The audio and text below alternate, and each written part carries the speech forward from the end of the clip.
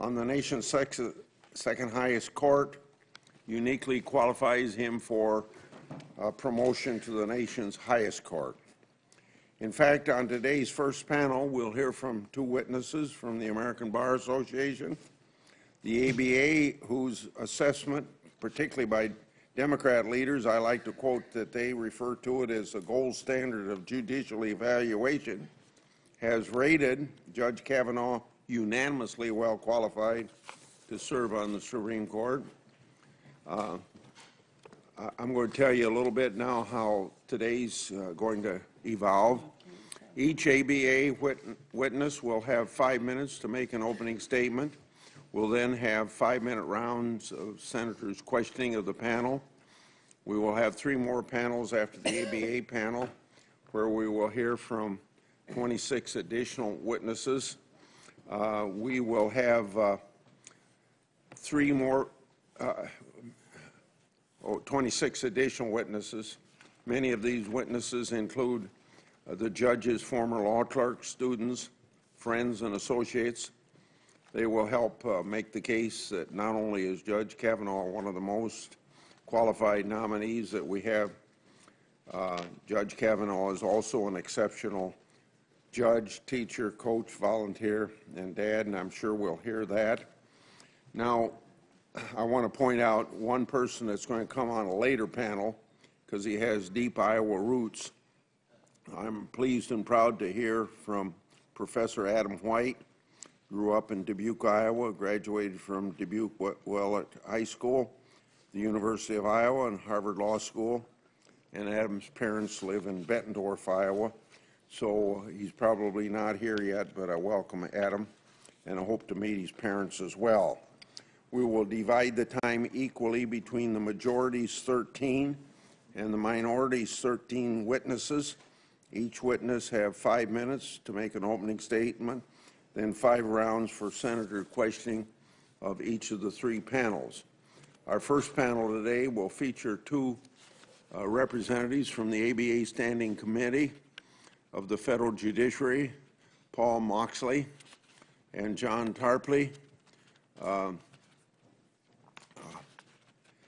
I'd like to have you folks stand now so that I can swear you.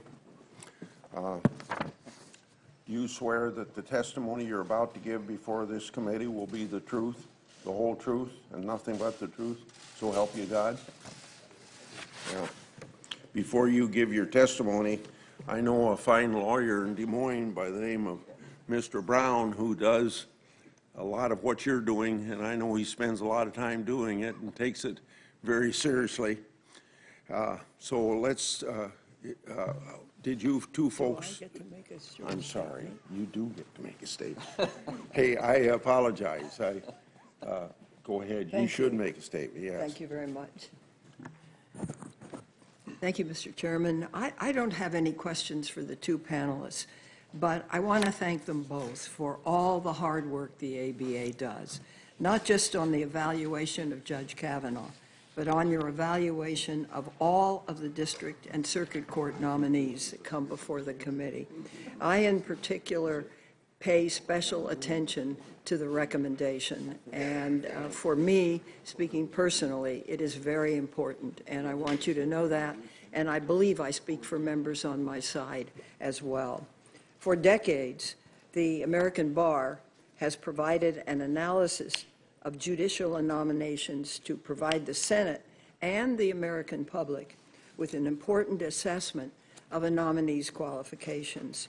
So thank you. The kind of rating it is to some extent what colleagues know of colleagues. And I think it's important because we see one side of a person, but the ABA sees their professional side and hears about their professional side, and I think that's very important. The rating is not determinative, and by no means is it the only consideration necessary to evaluate a nominee. It does provide the useful insight into whether the nominee has the legal competence, temperament, and integrity to be elevated to the federal bench. And I think it's critically important for the ABA to be allowed to follow its process and finish its work before a nominee has a hearing. And I know I am, Mr. Chairman, speaking for our side on that point, because this enables the committee to ask questions of the nominee, especially if the ABA's evaluation suggests areas of concern in the nominee's record. So I hope we can return to such a process. Once again, thank you for your hard work and welcome today. Thanks, Mr. Chairman. Thank you. Mr. Moxley, do you want to start for your group? Happy to. Thank you. Thank you, Mr. Chair and Ranking Member Feinstein. We're honored to be here today representing our committee and explain our evaluation of Judge Kavanaugh. We gave him the highest rating possible, which is unanimously well qualified. For over 60 years, we have conducted thorough, nonpartisan, non-ideological peer review of nominees to the federal courts. We assess the nominees' integrity, professional competence, and judicial temperament. The Standing Committee does not propose, endorse, or recommend nominees. We only evaluate the professional qualifications of a nominee to the courts. I'm from Salt Lake City. John Tarpley, to my left, is from Nashville, Tennessee. And in the gallery is Bob Trout. And we're also assisted by Pam Bresnahan, who was the chair of this committee in July when the nomination came in. To be a nominee to the Supreme Court, one must possess exceptional professional qualifications. As such, our investigations of a nominee is much more extensive than the other federal courts. First, all of the circuit members of the committee, which are 14, participate in the evaluation. Every federal circuit in the country is covered by these 14 people, and not just the circuit in which the nominee resides. Second, while the Standing Committee independently reviews the writings of the nominee, we also commission 3 reading groups. In this instance, we had the University of Maryland, the University of Utah, and a professional group. And in this group of people were approximately 48 law professors and distinguished practitioners. The members of the reading groups independently evaluated factors such as the judge's analytical abilities, the clarity of writing, knowledge of the law, application of the law to the facts, expertise in harmonizing a body of law, and the ability to communicate effectively. We contacted and solicited input from almost 500 people who are likely to have knowledge of his qualifications, including federal and state judges, lawyers, and bar representatives. Some of these people were identified in his Senate questionnaire, which you're also familiar with. Also, our committee had a confidential evaluation performed on Judge Kavanaugh in the years 2003, 2005, and 2006 when he was nominated to the D.C. Circuit Court. We also, Mr. Tarpley, myself, Mr. Trout, met with the judge for about 3.5 hours in early August, and since then have talked to him regularly on the telephone, had email exchanges, and the like. We concluded that his integrity, judicial temperament, and professional competence met the highest standards for appointment to the court. Our rating of unanimously well qualified reflects the consensus of his peers who have knowledge of his professional qualifications, and we reached out to a broad range of legal professionals, including almost 500 people, and we conducted about 120 personal interviews. And with that, that concludes my opening statement. Mr. Tarpley. Thank you, Mr. Chairman, Ranking Member Feinstein, and members of the committee. Good morning. I'm John Tarpley. As my colleague Paul Moxley reported, I am the lead evaluator of the American Bar Association's investigation of Judge Kavanaugh's nomination to the United States Supreme Court. It's my privilege to be here, and it's my privilege to present this testimony on behalf of the committee's evaluation of Judge Kavanaugh's professional qualifications. Let me point out at the start, the Standing Committee did not consider Judge Kavanaugh's ideology, his political views, or his political affiliation. It did not solicit information with regard to how Judge Kavanaugh might review on specific issues or cases that could come before the United States Supreme Court. Rather, the ABA Standing Committee's evaluation of Judge Kavanaugh was based on a comprehensive, nonpartisan, non-ideological peer review of integrity, professional competence, and judicial temperament. In evaluating integrity, the Standing Committee considers the nominee's character and general reputation in the legal community, his industry, and his diligence. The Standing Committee found that Judge Kavanaugh enjoys an excellent reputation for integrity and is a person of outstanding character. It was clear from all of our interviews and other lengthy conversations that he learned the importance of integrity from a very early age and throughout his life. Importantly, many of the lawyers, judges, and others interviewed praised his integrity. They said his integrity is absolutely unquestioned. He is a person of the highest morality and the highest ethics. He is what he seems, very decent, humble, and honest. Another said he always seeks to be fair, he is not result-oriented, he wants to do the right thing. On the basis of our comprehensive evaluation process, the Standing Committee concluded that Judge Kavanaugh possesses the integrity for our highest rating, a unanimous well-qualified. Professional competence. This encompasses qualities such as intellectual capacity, judgment, writing, analytical abilities, knowledge of the law, and breadth of professional experience. A Supreme Court must possess all of these exceptional qualities. Judge Kavanaugh's professional competence easily exceeds these very high criteria.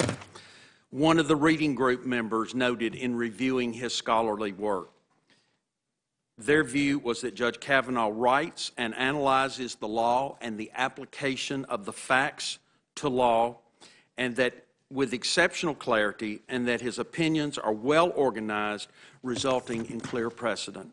Another said Judge Kavanaugh is an excellent writer with a flair for making complicated facts very understandable. Given the breadth, diversity, and strength of the positive feedback we receive from judges and lawyers from all parts of the profession, the committee would have been hard-pressed to come to any conclusion other than that Judge Kavanaugh has demonstrated exceptional professional competence. Those with whom he has worked and those who have been involved in cases over which he has presided have applauded his intellectual acumen, his thoughtful discernment, and his written clarity. As a result, the ABA's Standing Committee has determined that Judge Kavanaugh possesses sufficiently outstanding professional competence to be rated unanimously well qualified. In evaluating judicial temperament, the ABA Standing Committee considers a nominee's compassion, decisiveness, open-mindedness, courteousness, patience, and freedom from bias.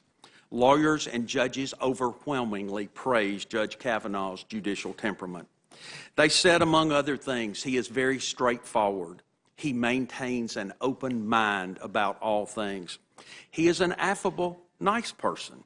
He is easy to get along with and even has a good sense of humor. Can you imagine that, a judge with a good sense of humor? He is really a decent person. His temperament is terrific. He is thoughtful, fair-minded, always fair-minded in his questions to counsel. Thus, our highest rating in this category. In conclusion, Mr. Chairman, I note that the ABA Standing Committee shares the goal of your committee to assure a qualified and independent judiciary for the American people. On behalf of the ABA's more than 400,000 members from one end of the country to the other, I want to thank you for the opportunity to present this statement explaining our evaluation.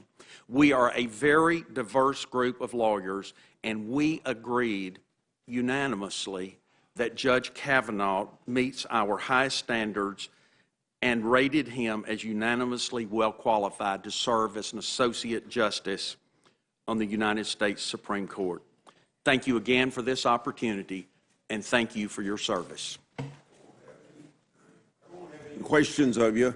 I'm going to start with Senator Graham, but before I do that, I just want to thank you not only for your testimony, but you and your colleagues that did this review. We thank you very much for that part of your public service and your dedication to the rule of law. Senator Graham and then Senator Feinstein. Well, thank you, Mr. Chairman. That was an incredible explanation and overview of a well-lived life. Do you agree with that? Absolutely. He sounds like a great judge, but a lousy politician.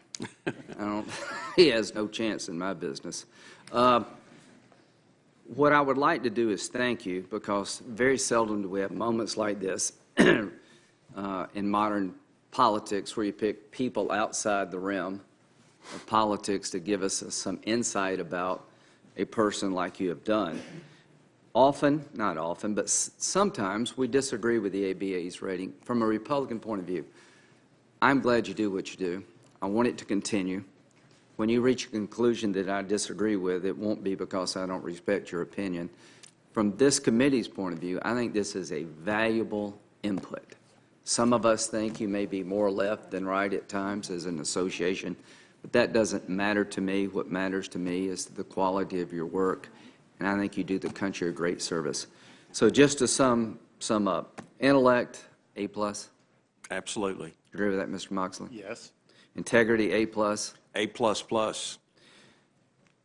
Again, we have nothing in common. I don't with Judge Kavanaugh. So, as far as A++, I think I've got integrity, but I'm not gonna put myself in the category of this man in terms of his ability to impress his peers.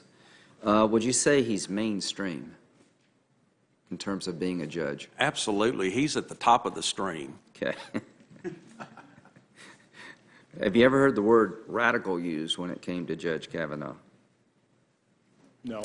Not in all of the evaluations that we've done, and we communicated with more than 100 lawyers and judges who work with him on a regular basis. If he's confirmed, do you think the court will be in good hands if he's a member of it?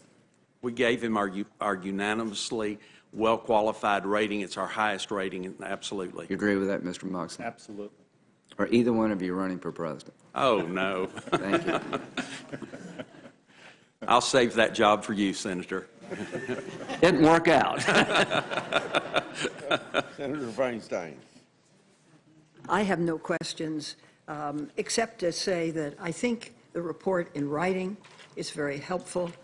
I think the individuals' names that are down here who have participated in different aspects of it is very helpful. I think we have something that becomes part of the standing record. Yes. And there has been some controversy about the ABA, as you probably know. And I think the way to really solve it are reports like this, which are thorough and contemplative and helpful. So thank you. Thank you. We understood we needed to make a motion for the admission of the statement as well. I just think it's automatically accepted because we always say you have 5 minutes and a longer written statement would be included. Senator Cruz, or go ahead, Senator Cruz. I don't have any questions, but I want to briefly enter into the record. I should say that we do all this without objection. I don't hear any objections, so that the report is received. Go ahead. So I want to briefly enter into the record a letter from the Solicitors General of 12 states, including the state of Texas. These SGs have written in their personal capacities to express our strong support for the confirmation of Judge Brett Kavanaugh. They write, quote, "The Solicitor General serves as the state's chief appellate litigator. Thus, we represent our states in the U.S. Supreme Court, carefully study the work of the court, and have a keen appreciation for the role that the court plays in safeguarding the rule of law. including vital federalism and separation of powers principles. In our view, Judge Kavanaugh would make an outstanding addition to the nation's highest court. Throughout his distinguished career, Judge Kavanaugh has demonstrated an unwavering commitment to preserving the rule of law and advancing the legal profession. And so I'd like to enter this in the record. Without objection, it will be received. Senator Coons. Let me just ask both of you one question, if I might. Would it concern you if we proceeded to consider a nominee for a judicial post without taking into account the ABA's advice? Oh.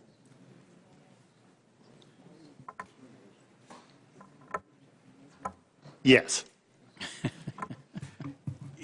I'll just add to that. Paul knows that I'm the wordy one of this duo, but I will add to that. Yes, I think it is. It's an incremental part of the process. It's an important part. I'm a lawyer. I'm really interested in the kinds of judges that we have. All of our 410,000 members bring a unique perspective to this process. Our individual committee members bring a unique, serious perspective to the process.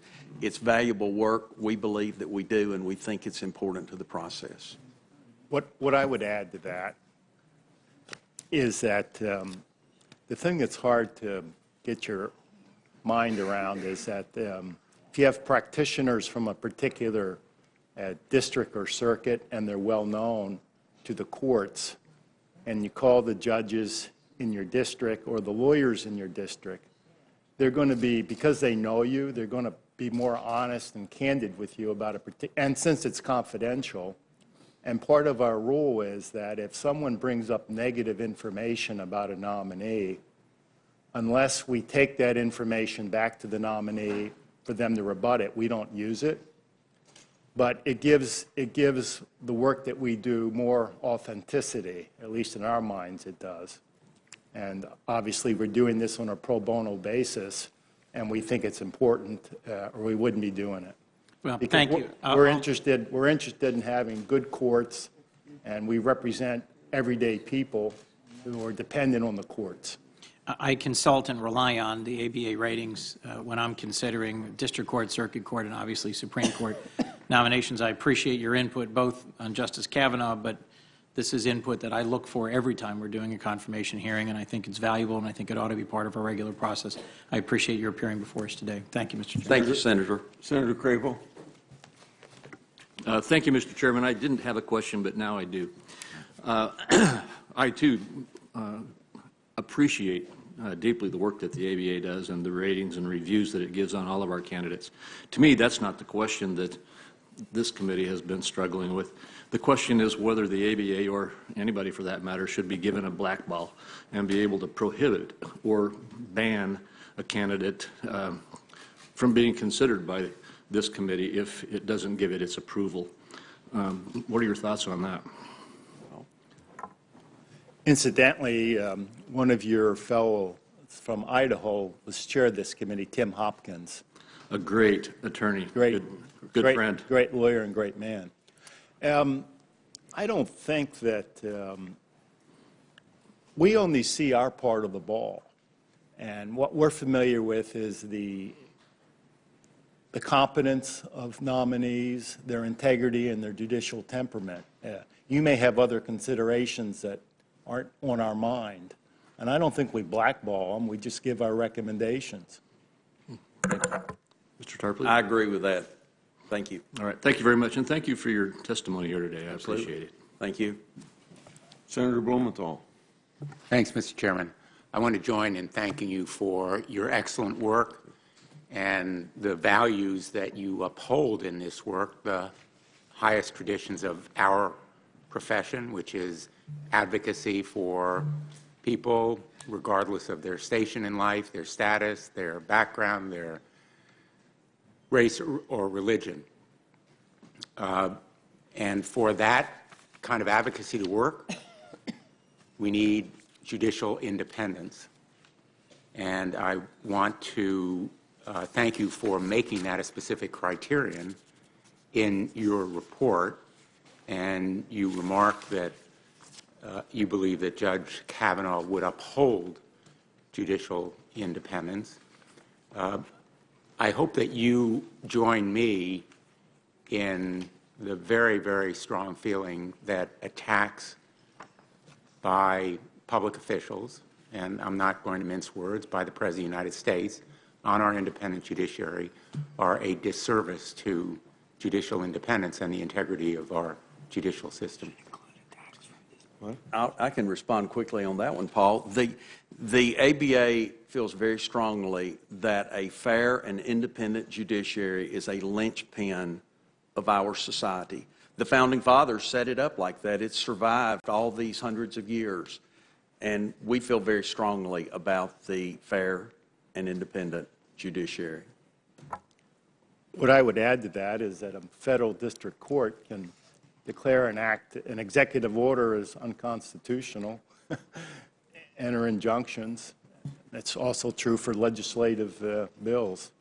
And that's an integral part of our legal system, the federalism and the fact that each branch of government is co-equal.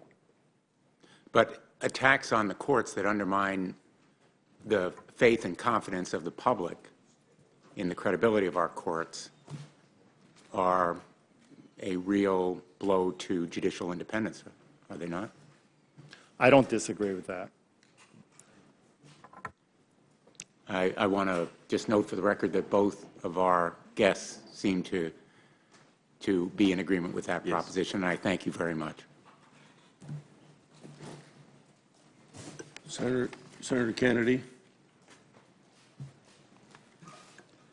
Thank you, Mr. Chairman. Gentlemen, thank you for being here. Do you have colleagues in the audience who worked with you on this effort? Certainly. We mentioned Bob Trout, a distinguished lawyer here in the District of Columbia, just immediately behind us, who was our local person on the ground who did a tremendous amount of work, and Denise Cardman, our staff representative from the American Bar Association. We're proud of both of them. Mr. Chairman, with your permission, may I ask them to stand? Yes. Would you please? I want to thank all of you for your hard work and your input. Thank you. Thank you for being here. Senator Whitehouse, do you have a question? Sure.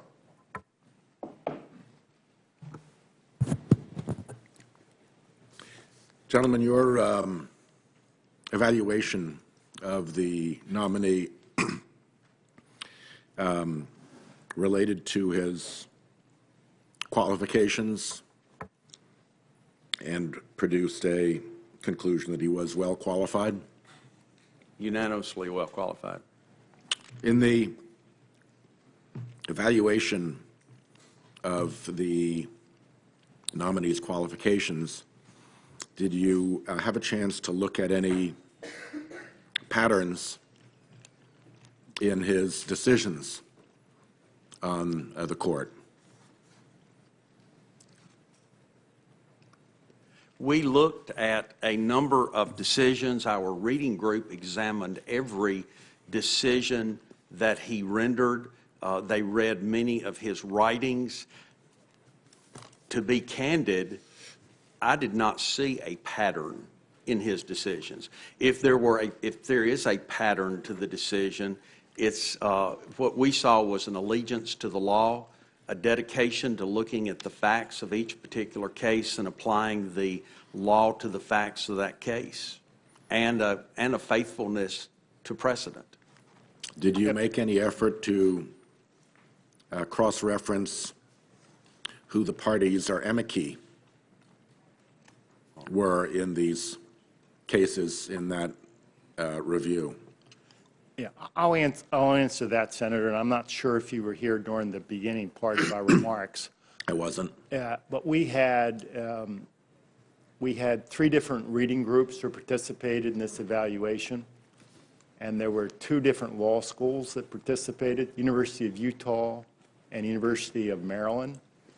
And then we had a practitioners group, and this consisted of 48 people who broke the law in the different areas and gave us a report on their And in that opinions. evaluation, did it take into account what amici, for instance, were appearing before the court. The amicus curiae that appeared before the court. Yeah. I mean, that was a part of the record in every case. Obviously, but was that part of your analysis? We did not look at who the parties were to the case. Or who the amici were? When the cases were read, it was considered as to who the parties were, Yeah. as well as who all the amicus curiae were. But in terms of looking for any pattern, there was no cross-referencing between decisions and who amici and parties were. Don't think so. Okay, just wanted to check. Well, the reason I asked that question, to be totally upfront about it, is that as we showed earlier, when certain amici come before the D.C. Circuit, amici who tend to be associated with and funded by very powerful, very wealthy right-wing interests, they seem to have a better than 90% win rate in front of this particular judge. And I know that he says that he makes decisions based only on the quality of the legal work and the argument before him, in which case it seems that these particular amici seem to have some very superhuman lawyering going their way, because a win rate above 90% to me is a bit of a signal that there may be something else going on to pursue, since you never looked at that underlying statistic. Presumably you drew no conclusion. That's correct, but Okay, if, thank you. if it'd be helpful to the senator, we could have the reading groups look at that particular question. I don't know that we have time, but I'll consider that. I'll get back to you. Thank you, Senator. Let's see, I guess all of my colleagues have asked the questions they want to ask, so we thank you, and we'll call the second panel. Thank you very Absolutely. much. Thank you so much.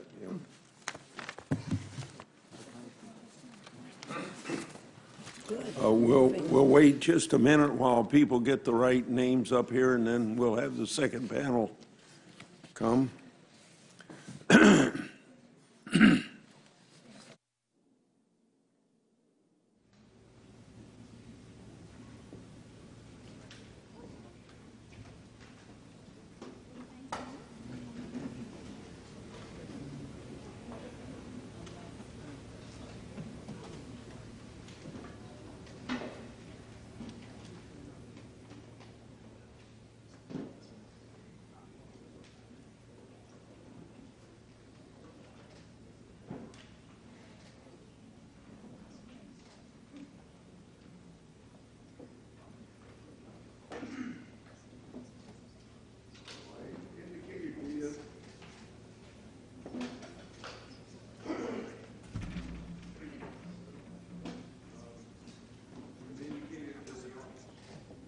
Indicated to the audience that we have 3 more panels where we will hear 26 additional witnesses. Many of these witnesses include Judge Kavanaugh's former law clerk, students, friends, and associates. Our next panel includes the following 10 witnesses, 5 for the majority and 5 for the minority. We have Congressman Richmond, Mr. McLeod, Ms. Garcia, Gary, Weintraub, Olson, Ms. Baker, Ms. Sinzak, Professor Murray, and Professor Amar. Let's see. I would ask if you would stand, and so I should have said this before you sat down. I'm sorry.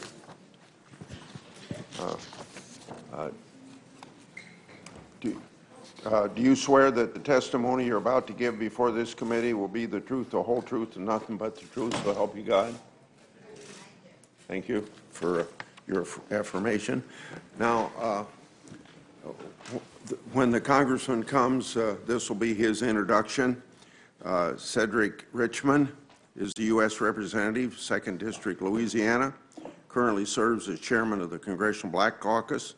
Luke McLeod serves as law clerk for Judge Kavanaugh, 13 and 14 years. 2013, 2014. He also served as law clerk for Niemeyer, U.S. Court of Appeals, 4th, Justice Sotomayor, Supreme Court, and he's an associate Williams and Connolly. Rochelle Garza serves as managing attorney of Garza & Garza Law, located in Brownsville, Texas. Louisa Gary is a teacher at Friends Academy, Locust Valley, New York. She has known Judge Kavanaugh for 35 years. Liz Weintraub is an advocate specialist at the Association University Centers on Disabilities, Silver Springs, Maryland. She previously served as a fellow in Senator Bob Casey's office. Ted Olson is a partner of Gibson, Dunn, & Crutcher. He served as Solicitor General of the United States 2001, 2004, and as Assistant Attorney General in charge of the Office of Legal Counsel 1981 to 84. He's argued more than 60 cases before the Supreme Court. Alicia Baker is a pastor of the Free Methodist Church in Indiana. Colleen Rowe Senzak is a senior associate, Hogan Lovells. She previously served as law clerk for Chief Justice Roberts and Judge Garland on the D.C. Circuit. Ms. Senzak is a student of Judge Kavanaugh's Harvard Law School. Professor Melissa Murray, professor of law at New York University School of Law. She previously served as a law professor at University of California, Berkeley.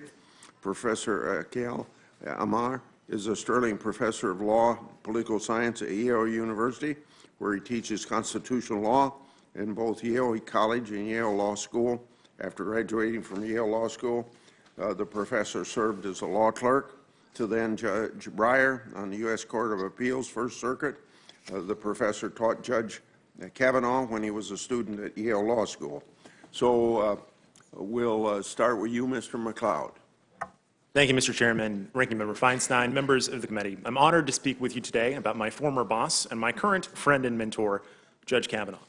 I had the privilege of serving as one of Judge Kavanaugh's law clerks from 2013 to 2014. During that time, I worked closely with the judge, day in, day out, helping him to prepare for arguments and draft opinions. I witnessed firsthand the judge's approach to deciding cases large and small. What I saw leaves no doubt that Judge Kavanaugh would make an outstanding Supreme Court justice. I need your signature. Judge Kavanaugh is a fair-minded and independent jurist, regardless of the parties to the case or the issues being litigated. Judge Kavanaugh worked hard to understand every argument and perspective. There was always another opinion to read, another piece of the record to review, another angle to explore. That was true even when a case turned on legal issues the judge knew well. He never looked for or assumed that he had considered all of the relevant points. Judge Kavanaugh pushed himself to master every aspect of the cases he worked on, and he expected his clerks to do the same. To be sure, Judge Kavanaugh and I did not always see eye to eye on what the law required, but the judge did not want clerks who reflexively agreed with him or who never offered a contrary opinion. Just the opposite. Judge Kavanaugh has made a point of surrounding himself with a diverse group of law clerks, diverse ideologically, diverse racially, and from diverse backgrounds, so that he can better understand all sides of a given issue. I can vividly recall spending hours with my fellow clerks gathered around the judge's desk, debating the meaning of some statutory phrase or the best way to understand a precedent. Invariably, the opinions that Judge Kavanaugh produced reflected his careful consideration of and respect for views other than his own. Moreover, when we disagreed, I always knew that Judge Kavanaugh had come to his position honestly, based on a rigorous analysis of the strengths and weaknesses of the arguments before him. There was no hidden agenda or partisan axe to grind, just the law, always the law. These qualities have earned Judge Kavanaugh a sterling reputation for his work on the bench. But Judge Kavanaugh has also shown himself to be a leader when it comes to his work outside of chambers. I especially admire Judge Kavanaugh's efforts as an advocate for those who are underrepresented in the legal profession. He regularly speaks to diverse law student associations to encourage their members to apply for clerkships. The judge also actively mentors the minority students he teaches, helping them become future leaders within the law. Judge Kavanaugh's commitment to promoting the careers of minority attorneys is also apparent from his own clerk hiring. Of his 48 law clerks, 13 are racial minorities, including 5 African Americans. These percentages are nearly unheard of amongst his peers. Many of the judge's minority law clerks have gone on to clerk for the Supreme Court, something that is still all too uncommon in these days. I am fortunate to count myself among them, but I would not have even applied for that position had it not been for the support and encouragement of Judge Kavanaugh. Again and again, during the year I worked for him, Judge Kavanaugh showed himself to be a model of judicial excellence. But even more than his intelligence and his diligence, it is Judge Kavanaugh's character, his fundamental decency and kindness that inspired me then and continues to inspire me now. Despite being one of the most prominent judges of his generation, Judge Kavanaugh remains humble and gracious. He is unfailingly polite to everyone he interacts with at the courthouse, from his colleagues on the bench to litigants to the court's professional staff. Judge Kavanaugh also volunteers regularly in his community and encourages all he knows to do the same. He is, in short, a dedicated public servant in the truest sense of those words. I will always be proud, incredibly proud, of the time I spent as Judge Kavanaugh's law clerk, and I am prouder still today to support his confirmation to the Supreme Court. Thank you.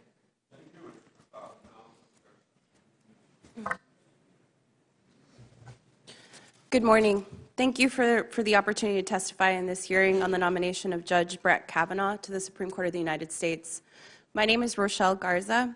I'm an attorney and managing member of Garza & Garza Law, PLLC in Brownsville, Texas, along with my brother-in-law partner, Miles R. Garza. My practice is focused on working with children, immigrants, and victims of violence, including unaccompanied minor children, through the areas of immigration, family, and criminal law. I am proud to have been the guardian ad litem for the young woman known as Jane Doe, an unaccompanied immigrant minor who the Trump administration attempted to block from accessing abortion. And I am here today to talk about what this experience was like for Jane and the impact that Judge Kavanaugh's ruling had on her life. Jane was 17 when she left her home in Central America, where she was physically abused by her parents and traveled thousands of miles to seek safety. In September of 2017, she arrived in the United States after a long and dangerous journey. As she later said, "My journey wasn't easy, but I came here with hope in my heart to build a life I can be proud of." She was put into the custody of the Office of Refugee Resettlement and placed at a facility for immigrant children in the Rio Grande Valley. There, Jane learned she was pregnant. She immediately knew she did not wish to proceed with the pregnancy and expressed this to the facility staff. But as we were about to learn, Jane would face unprecedented obstruction by the Trump administration. I will never forget meeting Jane for the first time. She was petite, 17-year-old. But as I quickly learned, no one should underestimate her. Her resolve was strong, and she was very certain about her decision to terminate her pregnancy. In Texas, minors seeking to terminate their pregnancies must obtain parental consent or a judicial bypass, which is an order from the court allowing the minor to consent to the procedure on her own. It was in that context that I was appointed Jane's guardian ad litem. A state court granted her bypass, and we scheduled her appointments and confirmed the medical costs would be covered by a private source. It was then that the government stepped in and ordered the facility to prevent her from going to her medical appointments. The way that Jane was treated was unbearable. Even after she made her decision, she was forced to undergo biased counseling, including a medically unnecessary sonogram, at an anti-abortion crisis pregnancy center.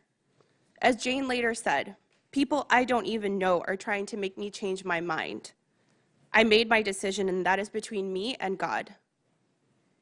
Against Jane's objections, they told her mother she was pregnant and wanted an abortion. And even though Jane disclosed that when her older sister became pregnant, her parents had beaten her until she miscarried. Jane was placed under constant surveillance and no longer allowed to leave on outings or exercise. Despite all of this, Jane was strong. She was determined not to be forced to carry the pregnancy to term against her will, so we fought back on her behalf. We filed a lawsuit in Texas State Court to require the facility to allow Jane to be transported.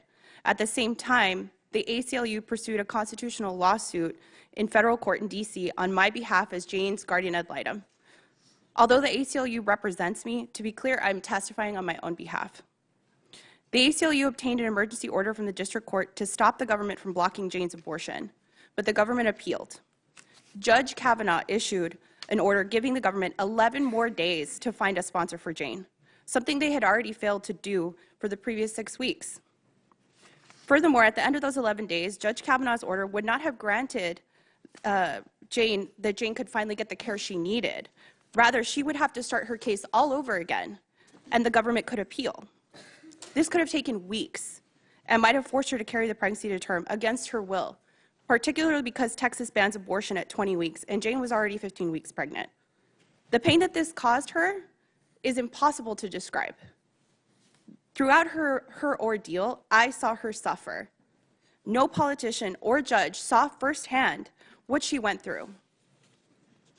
As she later said, it has been incredibly difficult to wait in the shelter for news that the judges in Washington, D.C. have given me permission to proceed with my decision. Thankfully, the full appeals court overturned Judge Kavanaugh's decision, and I was with her when she had her abortion. I saw the relief that she experienced when she was able to realize the decision that she knew was right for her. But at that point, Jane had been forced to remain pregnant against her will for an entire month, and from the time she obtained her judicial bypass. I am and will always be in awe of Jane, and she possessed a profound strength of character. She believed that no other girl should have to go through what she went through. And as she said, no one should be shamed for making the right decision for themselves. I can think of nothing more human or more American than what I saw in Jane. Knowing that she is now pursuing the life she hoped for gives me great pride. She may have been petite, but she ignited change. And just like she said, this is my life, my decision. It was an honor to represent her and to be by her side and to witness true perseverance and to share her story with this committee today. Thank you. Ms. Gary. Chairman Grassley and Ranking Member Feinstein. My name is Louisa Gary. I'm a high school teacher and coach, so it is unusual for me to not be in the classroom with my students on the first Friday after Labor Day. But I'm honored to be here to voice my support of my college classmate and longtime friend. I met Brett Kavanaugh in 1983, almost exactly 35 years ago today. We were both incoming freshmen at Yale. Brett was standing under a tent with his parents, waiting to depart for the freshman outdoor orientation. I grew up in a small town in Ohio and was accustomed to saying hello to everyone, so I walked up and introduced myself. Brett warmly received my greeting and thus began a friendship that continues to this day. Our enduring friendship might surprise some because in certain ways we are quite different. I've been teaching and coaching high school students for the last 30 years, while Brett pursued a high-profile career in law. Brett comes from a Catholic upbringing in a city and tends to have a conservative outlook, while I would describe myself as a moderate Quaker who seeks out running trails and ocean beaches. Our differences have allowed us to learn from each other and see things from a different perspective. We've maintained a close friendship based on our mutual respect, support, and trust. One of the things Brett and I do have in common is an appreciation for competitive sports. We both have daughters, and we often talk about the benefits of youth sports in raising strong, independent girls and women with confident voices. Brett and I not only watch a lot of sports, we also run together. We first started running together while Brett was in his first year of Yale Law School, and I was working at Yale and training to compete in the 1988 U.S. Olympic trials for track. Brett was not much of a runner, but he could keep up with me on an easy warm-up. After he ran his first 3-mile race, Brett announced that he wanted to run the Boston Marathon in his third year of law school. He asked me to promise to train and to run it with him, and I agreed. Even though I was a competitive runner, I had never run anything close to a marathon in distance. But Brett's faith in my ability as a runner and coach gave me confidence to take on this challenge. During the marathon, Brett waited for me through water stops and bathroom breaks, just as I waited for him through leg cramps and blisters. We ran together, step for 26.2 miles and crossed the finish line at exactly the same time. We ran the Boston Marathon together again, step for step, 2 more times, in 2010, and most recently in 2015 in celebration of our 50th birthdays. 4 hours is a long time to spend with someone as you physically and mentally struggle through the miles, but I was lucky to go through it with Brett, whose humor, fortitude, and idealism elevates those around him.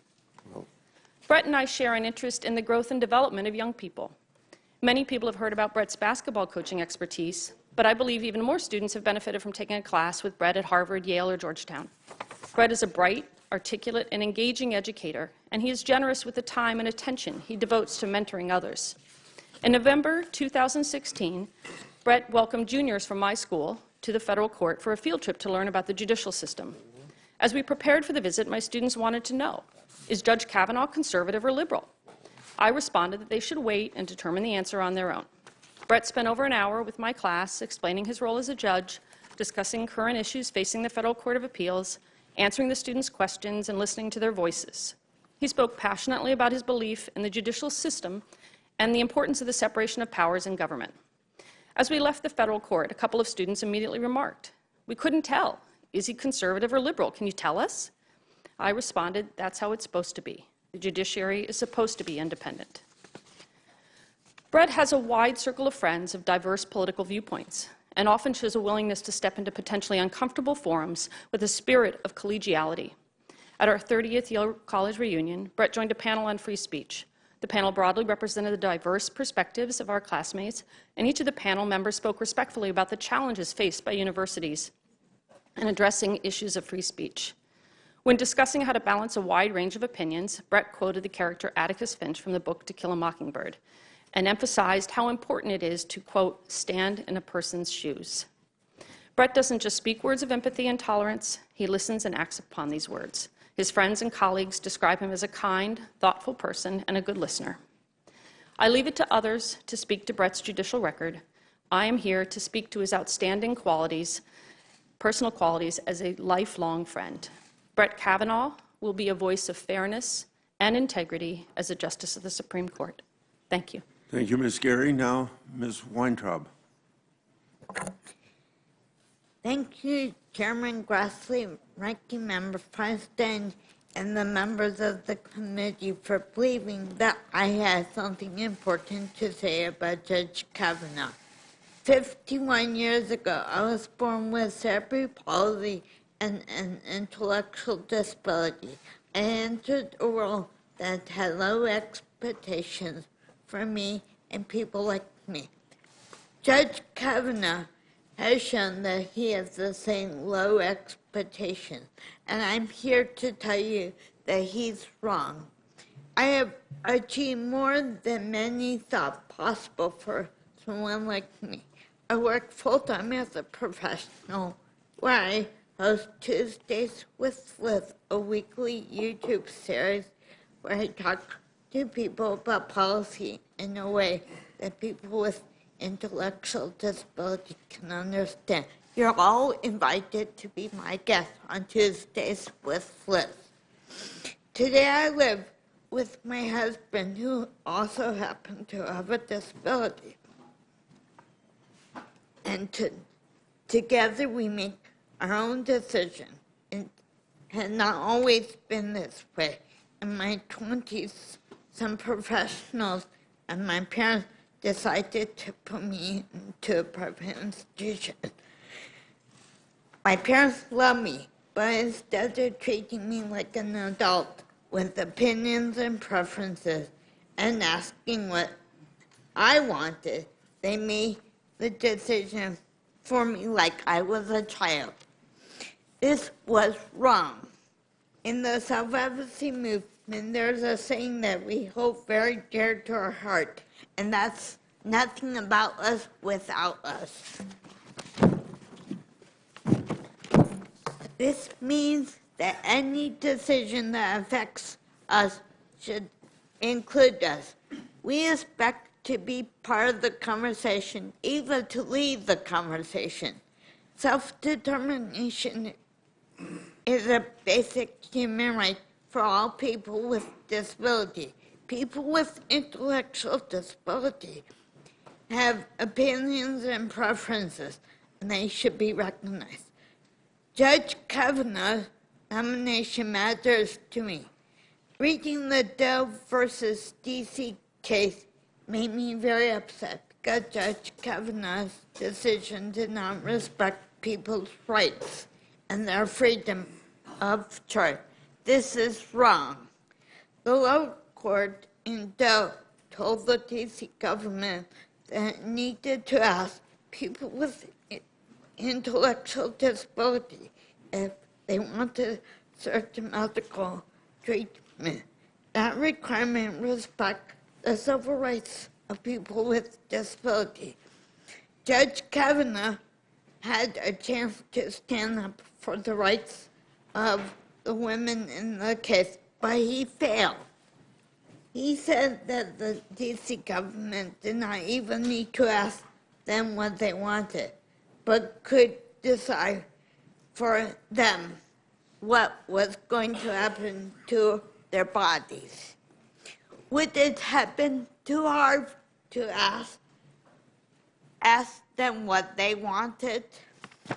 Every adult deserves to be treated like a grown-up. and have the right to be asked what they wanted, especially when it's about their own bodies. If they need support to understand and make an informed choice, then give it to them. Our country is founded on liberty and justice for all, and all means all. I worry about a Supreme Court justice who doesn't believe that we, as people with intellectual disability, can make decisions for ourselves. If Judge Kavanaugh is confirmed, I'm afraid that my right to make decisions for myself will be taken away. I ask you, for myself and my community, when you vote on Judge Kavanaugh, please do not vote to turn the clock back and take the rights that I and others have fought for. Thank you very much. Thank you, Ms. Weintraub. I assume that if you're like everybody in the House of Representatives, you're always busy and you'd like to go, that's why you're probably on first. So I think I'll go to Congressman Richmond. Welcome. I previously had introduced you as a congressman and chair of the Black Caucus. Thank you, Mr. Chairman, and we did have pending votes, so I want to thank you for the courtesy and apologize for being late, and I want to thank the ranking member, Senator Feinstein, for being here. Earlier this week, a senator argued that, or stated that, it's not the U.S. Supreme Court that's supposed to fix this country culturally, economically, socially, spiritually. Courts should not try to fix problems that are within the province of the U.S. Congress, even if the U.S. Congress does not have the courage to address those problems. Our courts were not meant to decide these kinds of issues. That logic would mean that African Americans wouldn't be able to attend integrated schools, buy a home previously owned by a white person, or lodge at certain hotels. In many cases, the High Court has acted when Congress had neither the courage nor the will to act. For nearly 8 decades, African Americans have fought to secure historic legal victories that have significantly bent the moral arc of the universe towards justice, even at times when progress felt incremental. Nonetheless, we know that reversing meaningful progress for decades to come would be profoundly devastating and an affront to all who courageously fought on the front lines, some of whom I currently represent as chair of the Congressional Black Caucus. President Trump has seized on this opportunity to pack the court by selecting judicial nominees who lack pragmatism and are often strikingly unqualified and proven intolerant bigots. We're in the midst of a fundamental shift towards nominees that embrace ideology at the fringes of mainstream legal thought. The current administration has nominated, and with the help of Senate Republicans, have confirmed a range of nominees whose confirmation hearings pretend a precarious legal fate for communities of color moving forward. Mr. Kavanaugh's confirmation will fortify a generation of destructive conservative ideology at a time when several historically significant legal challenges will come before the High Court. As members of the CBC, we cannot overstate what is at stake for African Americans and communities of color across the nation. Judge Kavanaugh, who relies heavily on the same textualist reading of the Constitution employed by former Justice Scalia, possesses a conservative judicial record that leads us to believe that voting rights, education, criminal law outcomes will be greatly endangered in the coming years. A careful, in-depth evaluation of his record, which has largely been shrouded in secrecy and withheld from public examination, uncovers writings that illustrate sparse commitment to equal protection under the law. Additionally, Judge Kavanaugh's lack of deference to precedent is staggering and inconsistent with other conservative judges who currently preside on the D.C. Circuit Court with him. A judge who frequently questions key legal precedents represents a grave danger to many legal frameworks that have advanced the African American community. Voting rights. From Ohio to Wisconsin to Georgia, the vestiges of Jim Crow have resurfaced under a new cloak, unchecked and unabated. While these states are no longer conducting literacy tests, the effects of their new policies have been implemented with staggering precision and efficiency. By a 5-4 vote more than 5 years ago, the court struck down Section 4 of the Voting Rights Act of 1965, making Section 5 of the law essentially unworkable. The decision has precipitated a myriad of voter suppression efforts across the country. Most recently, the Randolph County Board of Elections and Registration in Georgia inexplicably considered a proposal calling for the closure of more than 3/4 of the polling locations in the 60% black county, including one location that is 97% African American. Despite the eventual rejection of this ill-fated proposal, the federal government never bothered to intervene and fulfill its statutory obligated responsibilities. Simply put, there is no longer any active federal mechanism dedicated to oversight and safeguarding an individual's constitutionally protected right to vote. As I told you in January of 2017, Jeff Sessions' record on civil rights is questionable and one that shows that he does not care about enforcing civil rights. It is within this context that we have grave concerns about Judge Kavanaugh's opinion in the 2012 case of State of South Carolina versus Holder. In 2011, under the Fully Viable Voting Rights Act of 1965, the Obama administration blocked enforcement of South Carolina's state-issued photo ID law because it affected up to 8% of black South Carolinians. In his ruling to uphold the law, Mr. Kavanaugh claimed it does not have the effects that some expected and some feared. Not only is this statement inexplicably tone deaf, it is also inconsistent with reality. These same real-life consequences reverberate to other elements of everyday life for black families. On criminal justice, Judge Kavanaugh's record on criminal justice is entirely unsatisfactory for a country persistently struggling to hold law enforcement accountable for mass incarceration and police brutality. He has expressed a desire to overturn precedent that protects civilians from officers engaging in activities inconsistent with the Fourth Amendment. He suggested that probable cause standards should be more flexible, which would expose more African Americans to failed policies, police tactics like stop and frisk. Additionally, Judge Kavanaugh's support for narrowing individuals' Miranda rights would hurt people of color who are disproportionately subject to excessive law enforcement engagement in their respective communities. And lastly, affirmative action. Mr. Kavanaugh's record on affirmative action is particularly disturbing and ripe for intense scrutiny. Almost 20 years ago, while in private practice, he wrote that in the future, the Supreme Court would agree that, in the eyes of government, we are just one race. Given the Department of Justice's recent investigation into Harvard University's admission practices, we're deeply troubled by the increased likelihood this will come before the Supreme Court in short order. With that, Mr. Chairman, I will submit the rest of my testimony for the record, but I would just conclude by saying that with the cloud of criminality and lack of transparency, the Congressional Black Caucus, which is 48 members, we represent 78 million Americans. And I just wanted to say for the record, of those 78 million, only 17 million are African American. We represent a vast variety of people, and we represent a collective conscience of this country, black, white, in the spirit of Goodman, Cheney, and Swarner, who gave their life to make this country a more perfect union and to fight for civil rights and to fight for justice. And it is within that spirit that we have grave concerns and oppose the nomination of Justice Kavanaugh. And thank you for your time, and I know I went over. Thank you very much, Congressman. Now we go to Mr. Olson. Thank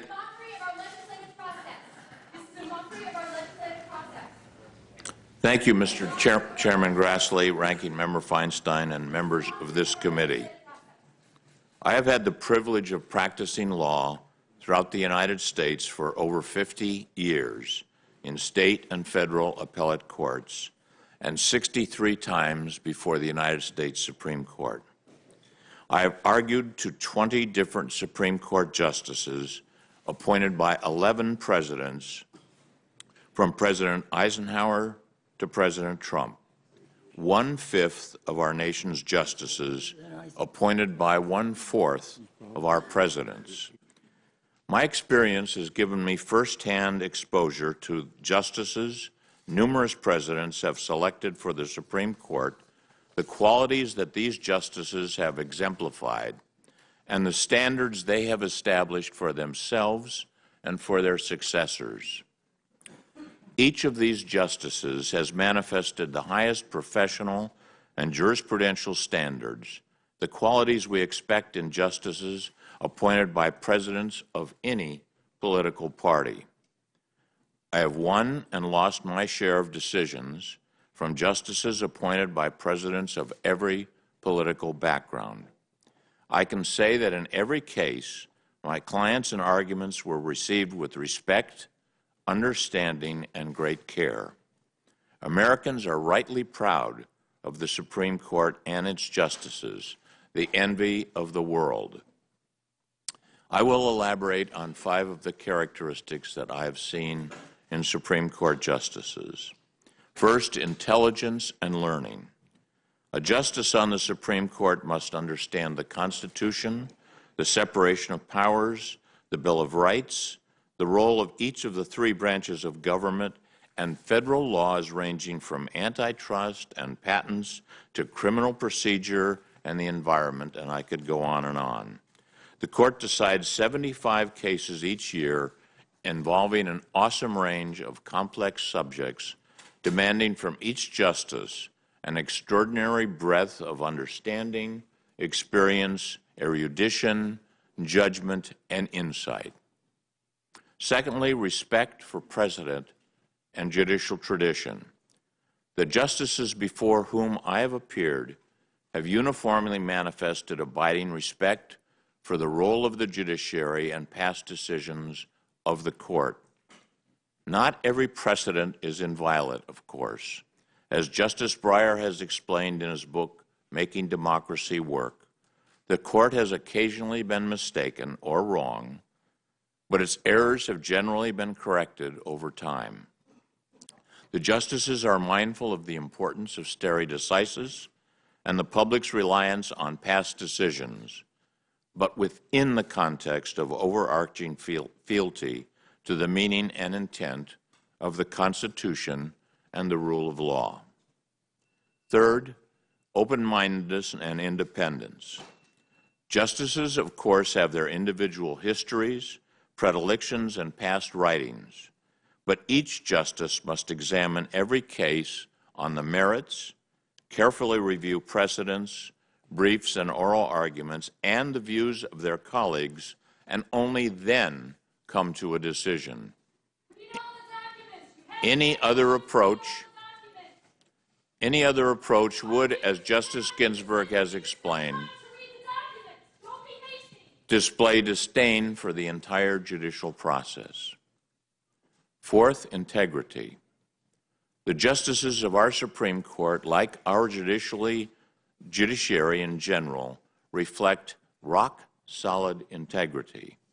We may strongly disagree with the Court's decisions from time to time, but no credible critic would suggest that the Court's decisions are corrupt or dishonest. Our citizens respect and obey even very unpopular decisions because they believe in the integrity of the judicial process and the honesty of our justices. Fifth, temperament. An open mind and respectful temperament and collegiality are vital to the Supreme Court. And the justices before whom I have appeared uniformly listened to and probed, often intensely, the arguments presented to them. But however strongly they have disagreed in a particular case, they have remained respectful, warm, and gracious to their colleagues and to the advocates who appeared before them. I have known Judge Kavanaugh for 2 decades. I know from personal observations and experience that he possesses and has consistently exemplified the qualities that I have described. He received an outstanding education in one of the nation's finest law schools, clerked for extraordinary jurists, including the justice he is being nominated to replace, taught constitutional law at Harvard Law School, served in the executive branch and in private practice, and for 12 years at the highest level of the federal appellate judiciary. He is thoughtful, gracious, open-minded, respected by his peers, and widely praised by the lawyers who have appeared before him.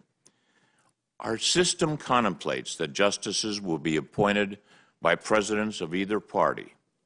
As lawyers who appear before the court, and as Americans who must live with the court's decisions, we cannot expect that our cases will be decided by jurists who always agree with our positions. But we can aspire to a judiciary that will be prepared, perceptive, competent, open-minded, honest, and respectful. That is the jurist that is Brett Kavanaugh. He is the kind of person and judge that we expect and deserve on the Supreme Court. I hope you will confirm his appointment to this court. Thank you, Mr. Olson. Now, Ms. Baker. Good morning, Mr. Chairman and members of the committee. My name is Alicia Wilson Baker. I am a pro-life Christian and ordained minister from Indiana. I'm someone who was denied the birth control I needed because of my insurance company's religious beliefs. And I'm honored to be here today, truly honored, to speak on behalf of everyday women. If Judge Kavanaugh is confirmed to the Supreme Court, I fear that many women, especially those who can least afford it, will not get access to affordable birth control because of their employer's religious beliefs. Birth control allows women and people to control their lives, and without it, women's health and their futures are at risk. I'd like to tell you about my background. I grew up in a devout Christian family in California. My parents were leaders in our church congregation. My childhood is filled with happy memories of attending church, learning how to put faith into action through mission trips and serving our community. I decided to go to seminary and become an ordained minister so that I can serve others. I currently work at a local neighborhood center in urban Indianapolis, where I collaborate with local agencies and neighbors to improve the quality of life in our neighborhood. In 2015, I met and fell in love with my best friend Josh, who is here with me today. Like me, Josh is also a Christian who believes that faith is a verb. It's about how we live our lives. And like me, Josh had decided to wait until marriage to have sex. Once we got engaged, we knew we would not be ready to have children right away. So we started researching birth control options. Josh and I were on a tight budget as we struggled to pay off our student loans and save for a home. We were relieved that the Affordable Care Act requires health plans to cover birth control at no additional cost to us. On my doctor's advice, I decided to get an IUD. But what I got was a nightmare and a $1,200 bill. It turned out my insurance company had a religious objection to covering my birth control. Nothing in our faith disapproves of birth control. We were making prudent and responsible decisions for our family. But our beliefs and our decisions were overridden by the religious beliefs of an insurance company. In the days leading up to our wedding and for several months after, I was fighting with my insurance company, sending appeal after appeal. In the end, Josh and I scrounged together the money, but we had to use the money we had set aside to pay off our student loans and buy our first home together. I still feel a pit in my stomach when I remember the stress and anxiety that we went through just as we were starting our new life together. But I know I am fortunate. I was ultimately able to pay that bill. But what happens to those who cannot pay for their birth control? What happens to those who face an impossible choice between getting the health care they need and putting food on the table, or paying for childcare, or staying in school? If Judge Kavanaugh is confirmed to the Supreme Court, access to affordable birth control will be in jeopardy. Just 3 years ago, Judge Kavanaugh heard a case which is about something similar to what Josh and I had experienced. In that case, Judge Kavanaugh would have allowed employers and universities to use religion to deny birth control coverage to individuals. If Judge Kavanaugh had his way, courts would give free rein to those who claim their religious beliefs override the law. As a Christian, I am against such broad interpretations of religious freedom. It is not right that employers may be allowed to use religion to avoid following the laws of the land. I fear that some will use this reasoning not to protect religion, but as a way to discriminate. I shudder to imagine what this means for real people, for the communities I work with every day. At this critical moment, when so much is on the line for women and their family, my faith guides me. Proverbs 31, 8 through 9 says, "Speak out for those who cannot speak, for the rights of all the destitute. Speak out, judge righteously, defend the rights of the poor and needy." As a person of deep faith, I would never impose my religious beliefs on anyone, and no one else should either. My religious beliefs are separate from the law, and that's how it should be. But Judge Kavanaugh's record shows he does not respect this critical separation. This committee and the Senate must weigh the harmful impact that Judge Kavanaugh would have on the health and well-being of so many people. I urge this committee to block his nomination to the Supreme Court. Thank you. Thank you, Ms. Baker. Now, Ms. Sizrak. Mr. Chairman, Ranking Member Feinstein, and members of the committee, thank you for the opportunity to address the committee about my former Harvard Law School professor, Judge Kavanaugh. I took Judge Kavanaugh's separation of powers class in the winter term of 2009. In the years since, he has served as a trusted mentor to me. My experience as Judge Kavanaugh's student and mentee has led me to offer my firm support of his nomination to the Supreme Court of the United States. In some ways, my support for Judge Kavanaugh is unsurprising.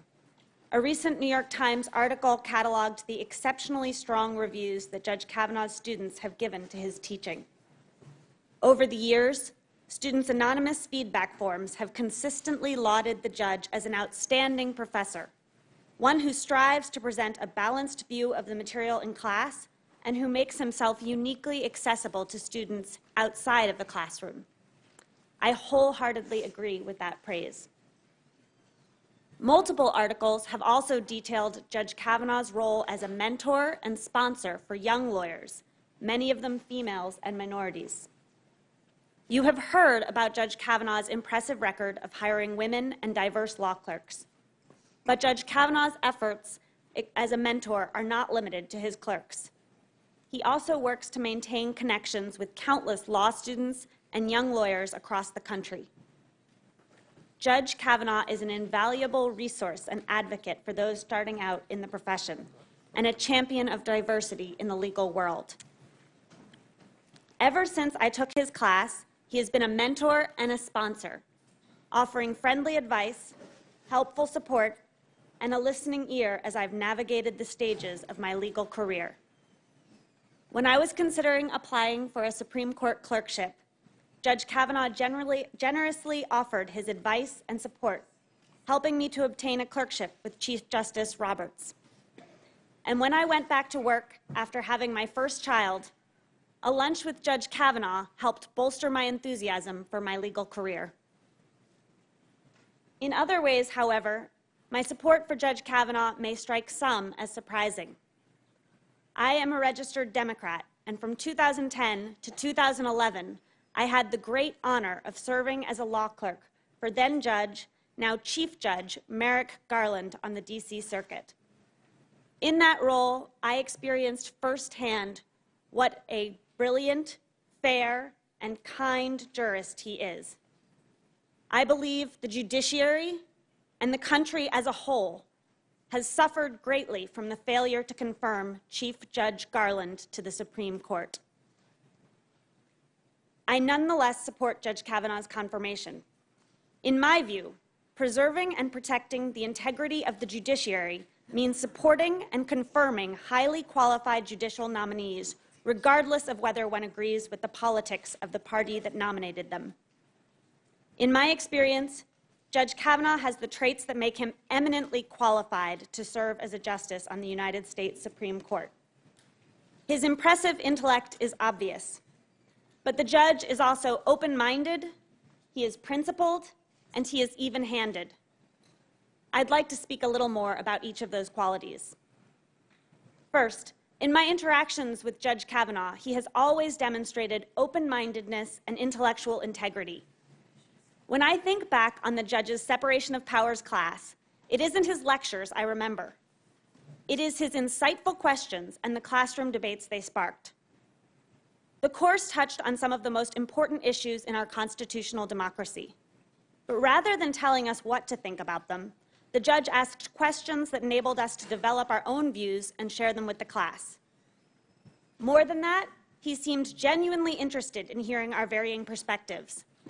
One of my favorite law school memories is engaging in a fierce debate with a separation of powers classmate over whether INS versus Chadha was correctly decided. Judge Kavanaugh seemed delighted to hear both sides, and he encouraged us to develop our conflicting views. With Judge Kavanaugh, I was confident that if I could make the right argument, he would accept my position. My belief in Judge Kavanaugh's open-mindedness has deepened over the years through my one-on-one conversations with him. I often can't resist sharing my views on separation of powers issues, and he is invariably an engaged listener and an insightful questioner, despite the fact that we come from different sides of the political aisle. Second, in my experience, Judge Kavanaugh is highly principled. By that, I mean something very specific. He carefully delineates the difference between policy preferences and what the law demands. In the separation of powers class, we often discussed current events and the way they implicated various constitutional concerns. Policy considerations inevitably came up, and we certainly discussed those. But the judge would repeatedly remind us that those policy concerns are beside the point if the Constitution dictates a different outcome. More generally, the judge taught us that the way to discern the legal principles that undergird our democratic system is to look to the text, history, and precedents regarding the Constitution, not our policy preferences. Third, Judge Kavanaugh is even-handed and treats people fairly and with respect. In class, he gave the same consideration to the views of all students. I consistently felt he was judging our answers based on our ability to reason clearly and support our points, not based on any political or ideological standard. Judge Kavanaugh's even-handedness goes beyond respect for varying ideologies. In my experience, he treats everyone equitably, regardless of their gender, race, or background. One would think, or at least hope, that in 2018, that should not be remarkable. But as a woman, I know that explicit and implicit bias continue to plague the legal profession, just as they plague the rest of society. Far too often in my career, I have felt that I was being treated as a female lawyer, rather than just as a lawyer. But with Judge Kavanaugh, I have never felt that way. In my interactions with him, I know that I am being judged on the merits of what I say, nothing less and nothing more. I believe that a person with such sterling credentials and experience as a judge, who so clearly values integrity, principle, and fairness, is eminently qualified to serve on the Supreme Court. I therefore enthusiastically support Judge Kavanaugh's nomination. Thank you for your time. Thank you very much. Now, Professor Murray. Chairman Grassley, Ranking Member Feinstein, thank you so much for the opportunity to appear at these hearings on the confirmation of Judge Brett Kavanaugh to the United States Supreme Court. My name is Melissa Murray, and I am a professor of law at New York University School of Law, where I teach constitutional law, family law, and reproductive rights and justice, and serve as the faculty co-director of the Birnbaum Women's Leadership Network. Prior to my appointment at New York University, I was the Alexander F. and May T. Morrison Professor of Law at the University of California, Berkeley, where I taught for 12 years, served as faculty director of the Berkeley Center on Reproductive Rights and Justice, and served as interim dean of the law school. Like Judge Kavanaugh, I too am a graduate of Yale Law School. Over the course of these hearings, much has been made of Judge Kavanaugh's warmth and kindness towards his clerks and those in his community. These accounts resonate with me, as Judge Kavanaugh and I have traveled in similar professional circles over the years. In fact, I too have had lunch with him, and I can attest to his friendliness and charming demeanor. But this nomination is not about whom I would befriend or with whom I would have lunch. It is not about how Brett Kavanaugh treats a handful of women from elite institutions. It is about real people on the ground, people like the women to my right and the people they represent, who will not have lunch with Judge Kavanaugh, who will not meet with Judge Kavanaugh, but who will nonetheless depend on Judge Kavanaugh to protect their constitutional rights to make decisions about their lives. As you've heard from women like Alicia Baker and Liz Weintraub, confirming Judge Kavanaugh to the Supreme Court would threaten people's ability to make fundamental personal decisions, including deciding whether to have an abortion. Reproductive rights are under serious threat in this country. What we have seen over the last 2 decades is a concerted strategy that would dismantle Roe v. Wade piecemeal, not in one fell swoop, but rather through a death by 1,000 cuts. This nomination is the culmination of that decades-long effort to destroy Roe v. Wade incrementally, without necessarily formally overruling it. The Supreme Court stands as a bulwark against this assault on reproductive freedom. Just 2 years ago, in Whole Women's Health versus Hellerstedt, Justice Kennedy joined a majority to reaffirm the undue burden standard first articulated in Planned Parenthood versus Casey, thereby reaffirming the court's commitment to protecting reproductive rights. But Judge Kavanaugh's nomination to replace Justice Kennedy imperils the court's ability to continue to hold the line on reproductive freedom. In Garza versus Hargan, the only abortion case to come before him, Judge Kavanaugh voted to block a young immigrant woman from receiving abortion care and insisted that she remain pregnant against her wishes, weeks after she had made her decision and after she had completed all of the state-imposed requirements. Although he claimed to follow Supreme Court precedent in Garza, Judge Kavanaugh's opinions evinced a crabbed and skeptical view of these precedents, a view that is completely out of step with the High Court's own view of those cases. Despite his claims during these confirmation hearings that he was respecting Supreme Court precedent on minors and abortion, in fact, his dissent shows the opposite. He ignored the Supreme Court's holding in 1979's Bellotti versus Baird that allows minors to complete a confidential judicial bypass in lieu of parental or guardian consent. Jane Doe had already met the Texas requirement of a judicial bypass by the time her case came before Judge Kavanaugh, so further delay to seek a sponsor was wholly unwarranted. Further, Judge Kavanaugh did not explain how the government's flat prohibition wholly preventing Jane Doe from accessing abortion failed to constitute an undue burden under Casey or a pre-viability ban under Roe. Nor did he weigh the potential harms to Jane Doe stemming from a further delay against the purported benefits of that delay, as is required by Whole Women's Health. Judge Kavanaugh's record in Garza suggests that rather than respecting precedent, he will undermine or ignore it. And in so doing, he will provide the necessary fifth vote that would utterly eviscerate the right to abortion. During these hearings, when asked by you, Senator Feinstein, whether he agreed with the statement that a woman's right to control her reproductive life impacts her ability to participate equally in the economic and social life of the nation, Judge Kavanaugh's reply was not, "I agree." Instead, he said, "I understand the importance of the precedent set forth in Roe v. Wade." We have seen this before. In 2005, then Judge Roberts came before this committee and stated that Roe is the settled law of the land during his own confirmation process. Despite this earnest declaration, as a justice, he voted to uphold a statutory scheme that would have shuttered 75% of the clinics in Texas. If this is what it looks like to respect precedent and treat Roe as settled law, then these are empty promises. Since 2011, politicians have passed over 400 new laws in 33 states across the nation that shame, pressure, and punish women who decide to have an abortion. Some of these laws would ban abortion as early as 6 weeks before a woman may even know that she is pregnant.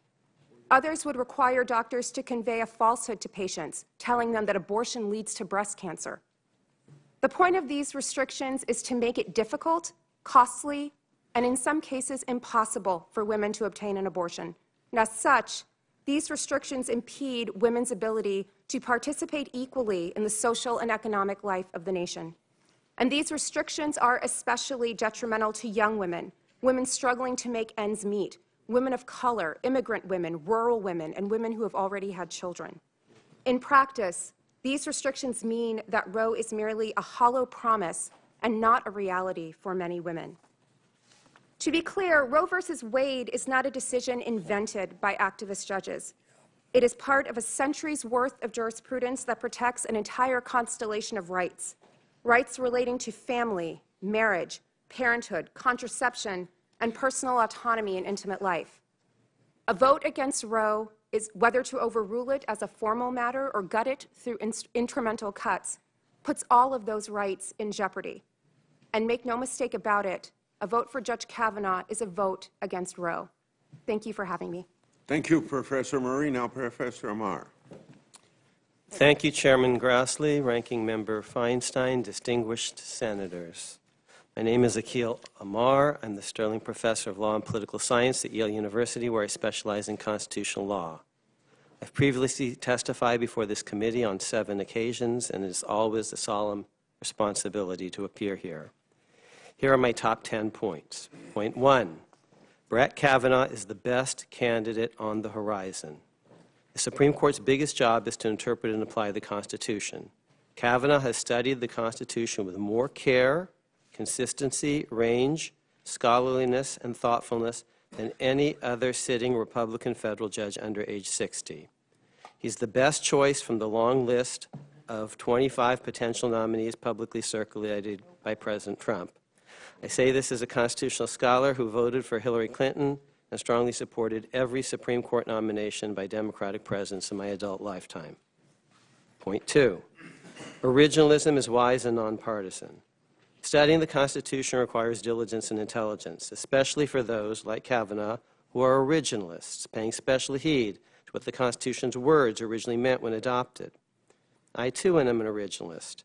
In prioritizing the Constitution's text, history, and structure to discern its principles and distill its wisdom, we originalists are following in the footsteps of George Washington, Alexander Hamilton, James Madison, John Marshall, Joseph Story, and Abraham Lincoln, among others.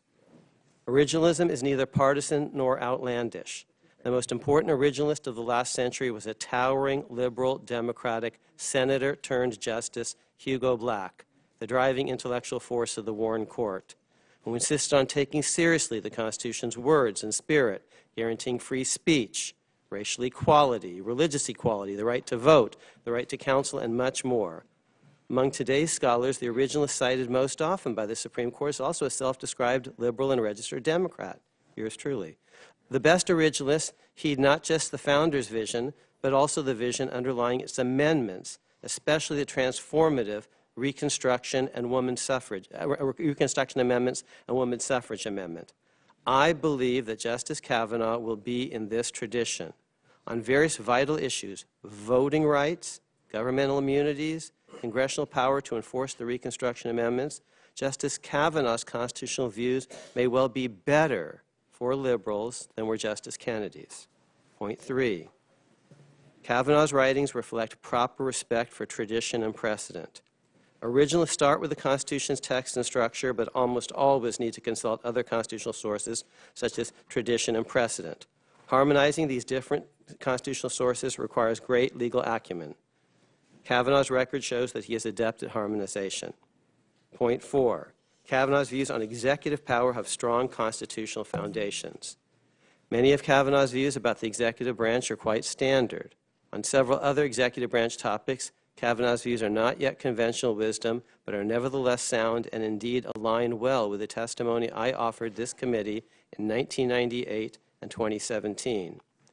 Point 5, the best basis for assessing would-be Justice Kavanaugh is the track record of Judge Kavanaugh. The judicial track record is more proximate and relevant than Kavanaugh's prejudicial life. Point 6, Kavanaugh would work well with his new colleagues. I predict that Kavanaugh, a studious and open-minded conservative who likes listening to and engaging with moderates and liberals, will be a pro-intellectual and anti-polarizing force on the court. Point 7, judicial nominees should not make substantive promises about how they would rule on specific legal issues, nor should they make recusal promises that closely approximate substantive promises. Point 8, senators may properly oppose the judicial nominee simply because they disagree with the nominee's general constitutional philosophy or likely constitutional votes on the bench. Point 9, The current Senate confirmation process is badly flawed and should be changed for future vacancies. Point 10, back to point 1. Responsible naysayers must become yay-sayers of a sort. They must specifically name better nominees realistically on the horizon. If not Brett, who? Distinguished Republicans, Kavanaugh is your team's brightest judicial star. Rejoice. Distinguished Democrats, don't be mad, be smart, be careful what you wish for. Our party controls neither the White House nor the Senate. If you torpedo Kavanaugh, you'll likely end up with someone worse, someone less brilliant, less constitutionally knowledgeable, less studious, less open-minded, less good for America. Thank you. Thank you all very much. Before I ask my questions and take 5 minutes to do that, Senator Tillis is going to chair this committee after I get done asking questions. For this panel, I should say, I'll be back, because I'll be gone when you separate, I want to thank all of you for your participation in this process. And then I think after this panel, it's scheduled that we would have a lunch break. I'm going to start with Mr. McLeod because it seems to me you've clerked for different people of different views on interpreting the law and the Constitution. Judge Sotomayor, I believe, and then also Judge Kavanaugh. So I'll let you define yourself what the most important characteristics of a Supreme Court justice is, and if you see Judge Kavanaugh meeting these.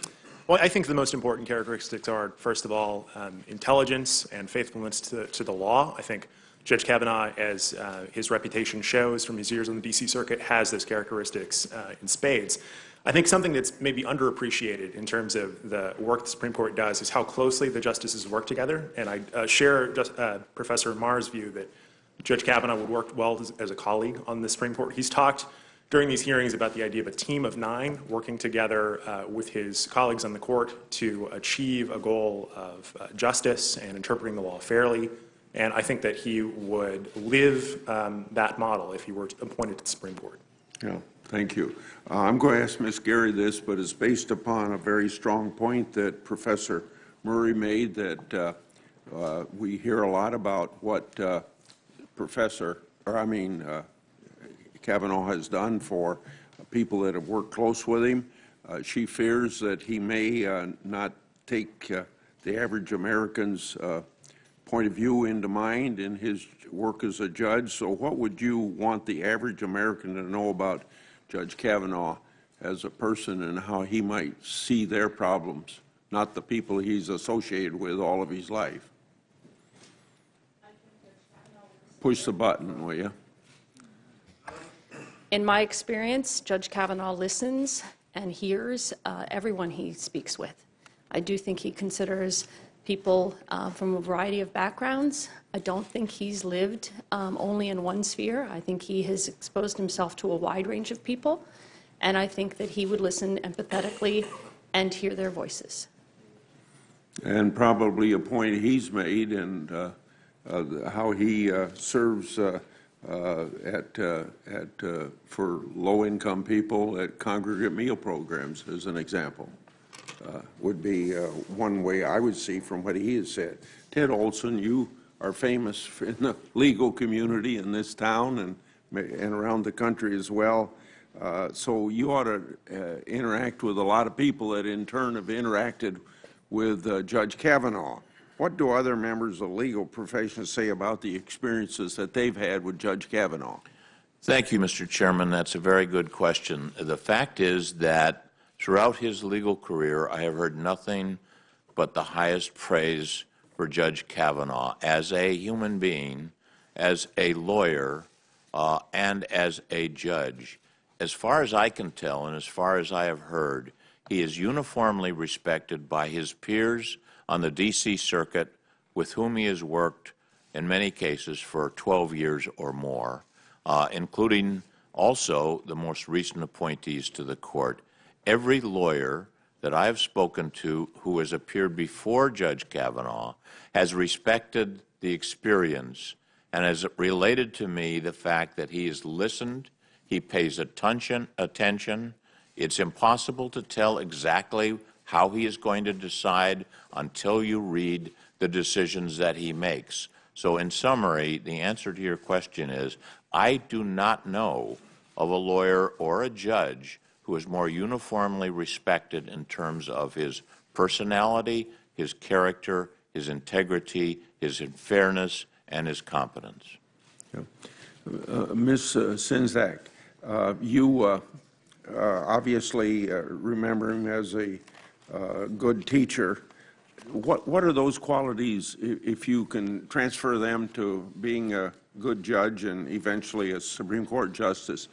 What would you say about what you learned to him in class versus his being a judge? I think the qualities are directly transferable. I think he was a great professor because he not only listened and engaged more than he talked, but he knew how to get people explaining their arguments in the best possible way. And I think that as a judge, too, he needs to listen to everyone before him. He needs to be able to engage with different viewpoints. And then also he needs to be able to treat those viewpoints equally. And as in our class, I think that he was open-minded and wanted to listen to people of all ideologies equally, wanted to hear the different sides of a discussion. And similarly, I think that as a justice, he will listen to both sides of an argument. He will consider those. And then thirdly, he knows what's important in the law. I mean, he wasn't just a teacher, he was a law professor. And what he told us was that what matters in the law is what the law says, not what your policy preferences dictate. And I think that in many ways that's the most important quality for a justice, and I think that he exhibited that. Yeah. Senator Feinstein. Thank you very much. I want to just pick up on the last sentence that you said, that the issue qualities really shouldn't matter. It should be the fairness, the likability, the qualifications only. And that might be fine if some of the critical things that many of us, and I'm going to speak for myself as a woman who's been a mayor, I represent 41 million people, and Ms. Baker, America is like you out there today in the young woman. I see it over and over and over again. And Ms. Weintraub, I am so proud of you. Stand tall, be strong. You're quite wonderful to be here today. So, and Professor Murray, I think you are very cogent. I thank you for your remarks. I've never, in all my years here, been with a panel, the majority of whom are women, and each one of you brought a different point of view, and it is very, very welcome. For me, Ms. Garza, I wanted to ask you a couple of questions, if I could, because the Jane Doe case is really a problem for me, because what it showed was there were so many things in her treatment I didn't like. The way she was treated by the Office of Refugee Resettlement, she was subjected to unnecessary sonograms, forced to go to a crisis center, subjected to harassment, as I understand it, had been physically abused by her parents, and went to a Texas judge and received an order of approval. I don't have that order of approval. What did that order of approval say? Well, in Texas, you have to get a judicial bypass to bypass the consent from your parents and to consent to your own abortion care. And that order is typically based on a best interest assessment, whether or not it's in Jane's best interest to go ahead and proceed with making that decision on her own, or whether or not she's sufficiently mature enough. So in this case, it was in her best interest to go ahead and proceed with that. Texas court decided that, and that's how the case moved forward. Now, the panel that the nominee in question was on, were questions asked? Were you there? No, I was. It was an appellate court, I understand that. No, I was not there. However, I did listen to it. the question was not in, the order was not in question. A Texas court made that decision. Jane went through every single hoop she needed to go through in Texas, including complying with the Texas law, the 2 days, and she was just being blocked. She wasn't being allowed to go to her medical appointments, and she wasn't allowed to be released to her ad litems, to myself as her guardian ad litem or her attorney ad litems that were appointed by state courts. And why was that? Just to obstruct her ability to enact her decision. It was a policy enacted under ORR, and they directed the facility not to allow her to be released. So, Professor Murray,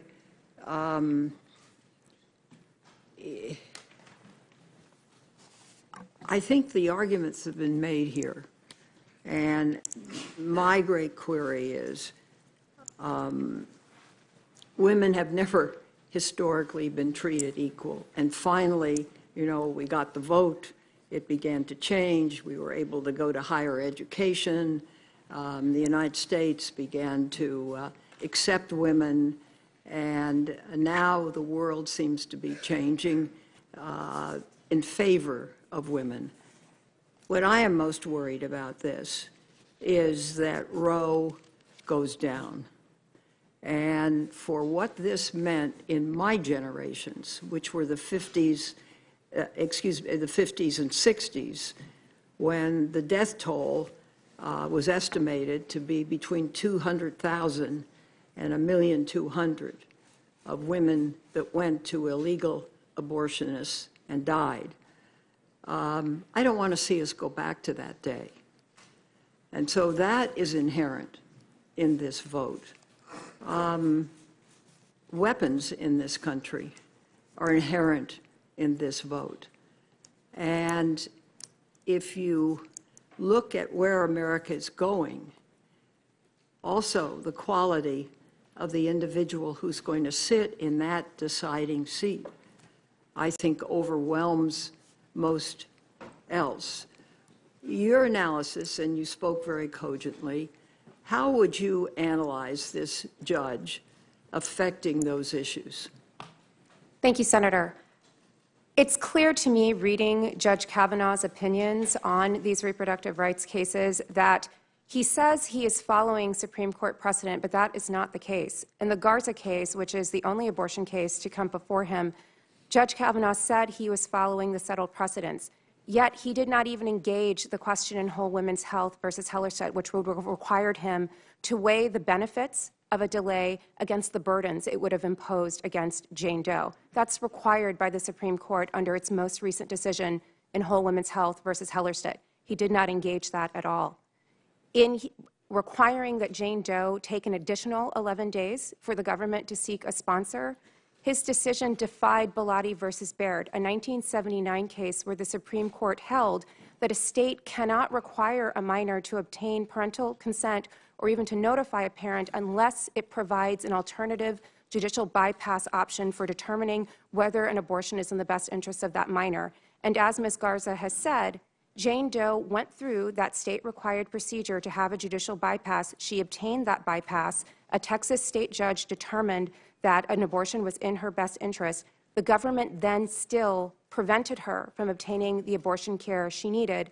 And Judge Kavanaugh's decision, which would have required the government to continue looking unsuccessfully for a sponsor for an additional 11 days, would have further delayed her care, making it almost 6 weeks from the time she decided to have an abortion until when she could actually receive it. Thank you. Thank you, Mr. Chairman. Senator Cruz. Thank you, Mr. Chairman. Thank you to each of the witnesses who are here. Professor Amar, let's start with you. You are widely acknowledged to be one of the most respected constitutional law professors in the country. In your opinion, is Judge Kavanaugh qualified to serve as a Supreme Court justice? Unquestionably. How would you compare his level of qualifications to other Supreme Court nominees without specifically disparaging any other nominee? I have great respect for all the justices, but I would actually say, without naming names, that I might rank him. I might predict that at the end of, were he to be confirmed by this body at the end of his service, he would rank well above the average. I mean, I would say in the top tier of modern justices, and the modern justices are quite impressive. Ms. Sinsdak, you were a student of Judge Kavanaugh's. That's correct. What was he like as a professor? Well, again, he was open-minded, principled. He was very fair. I mean, he was also a really nice guy.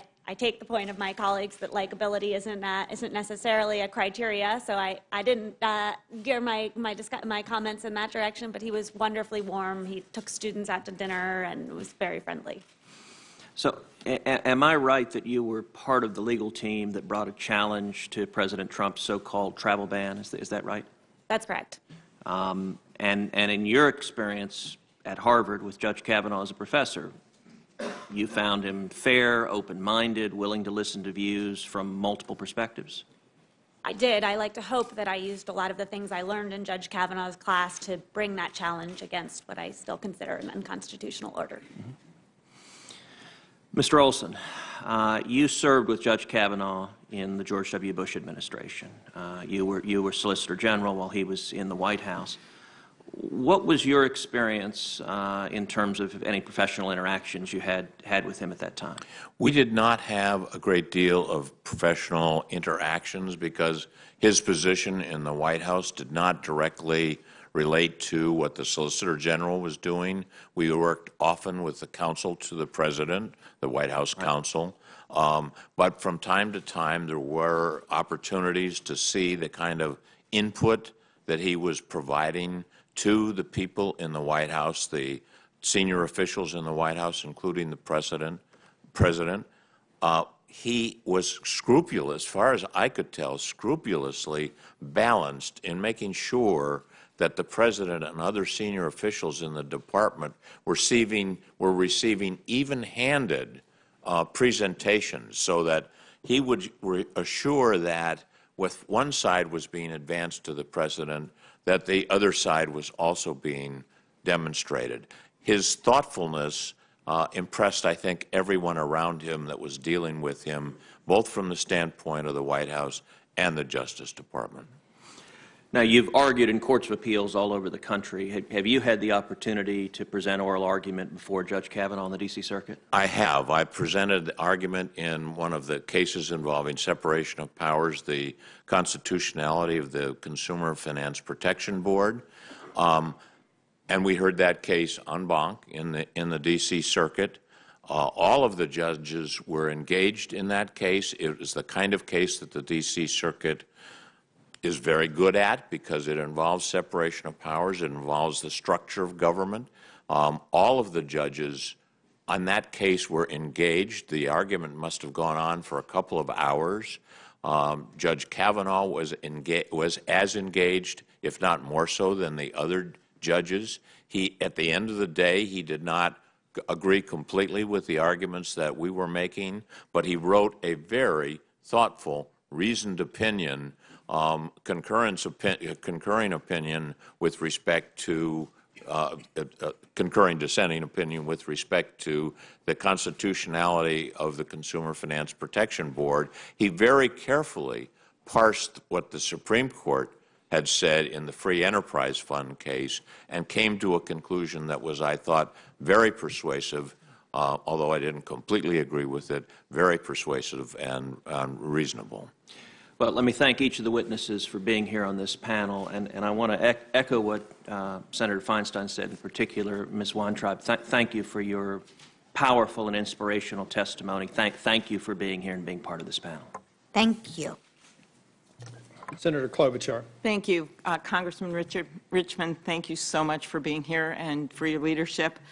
I asked some questions yesterday of the judge about voting rights. And I referenced data from the Brennan Center for Justice showing that 23 states, as you know, have now have more restrictive voting laws than they did in 2010. Can you elaborate on the consequences of Shelby County? And as you know, yesterday Judge Kavanaugh noted that Section 2 of the law remains in effect, and is, in your view, Section 2 sufficient to protect voting rights?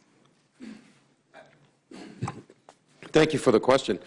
Section 2 is absolutely not sufficient. And for states like the state I come from and some of the other southern states that were Section 5 states, which had to pre-clear their actions that affect voting rights, they were not chosen by random. They were chosen because of their past history of affirmatively trying to disenfranchise minority voters. And so because of Shelby, you don't have that anymore. And you saw the race to the legislature as soon as Shelby was decided, where the courts held that the disenfranchisement and the discrimination basically was done with laser-like precision. So Word from the circuit court. Yes. So you see the voter ID laws. You just saw in Georgia where there was an attempt to close polling locations right before a gubernatorial race with the opportunity to elect the first African-American governor in this country. So it's a big concern for us. Right, and gerrymandering, as you know. This past term in Abbott v. Perez, 5-4 Supreme Court upheld a number of Texas electoral maps that the dissent said burdened the rights of minority voters. Again, 5-4 decision. Based on Judge Kavanaugh's record, his testimony before the committee, what do you think the future holds there when it comes to gerrymandering with him on the court? We're very concerned, and if you look at the effect that it has in terms of representation, especially for minorities, and I'm not just saying that, what's important is the ability to elect a minority candidate of your choice. In many instances, minorities choose to elect non-minorities, like Steve Cohen, who represents Memphis, Tennessee, and does an amazing job, but the ability to elect a minority is important. And so if the court shifts towards, makes a drastic shift in terms of gerrymandering, then we face the ability of rolling back the clock in terms of African American and minority representation in this country. Thank you very much. Ms. Baker, thank you so much. I don't think we focused enough on that case, and you really brought it to light here. Can you tell us quickly why it's important that women are able to access affordable contraception, as well as the impact that you think Judge Kavanaugh's confirmation could have on the laws in this area? Absolutely. For me, as a Christian, I definitely believe that, well, one of my favorite Bible verses is John 10:10, in which Jesus says, "I've come that you might have life and have it to the fullest." And I definitely believe that birth control helps us to live our best lives as women. It helps us to go after, education or our careers, helps us to better plan our families, and when we're ready to have children, and so if and when. And so I really think that is critical to helping empower women and continue the advance forward for women in society. Thank you very much.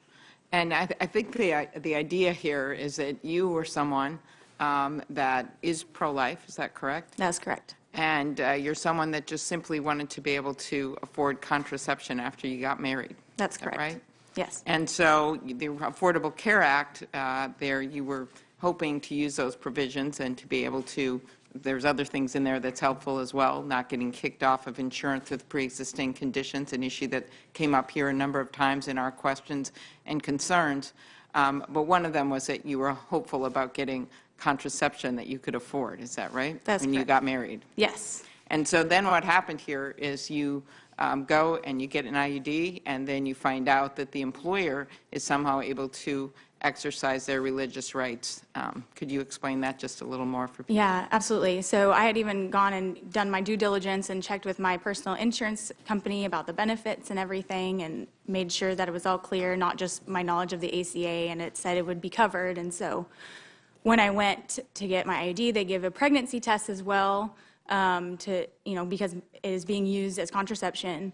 And so went and got put in, and then a few weeks later we got the EOB for $1,200, and that was about a month before our wedding. And right. You can imagine the stress that already comes with planning a wedding and then putting that on top of it. We're trying to start our new life together, and so it was just a very difficult thing. Thank you. And Professor Amar, I would ask you questions, but I'm out of time, and also you'd have to recuse yourself since you're my daughter's college advisor. But I would like to note that your comments about the judge having standard, conventional opinions, maybe we can talk about it after, but it just is not my opinion based on looking at his rulings on net neutrality, or some of the things he said about Chevron, or what he said about the Consumer Financial Protection Bureau. And so I'm looking forward to debating that with you at a break. Thank you. Senator Kennedy.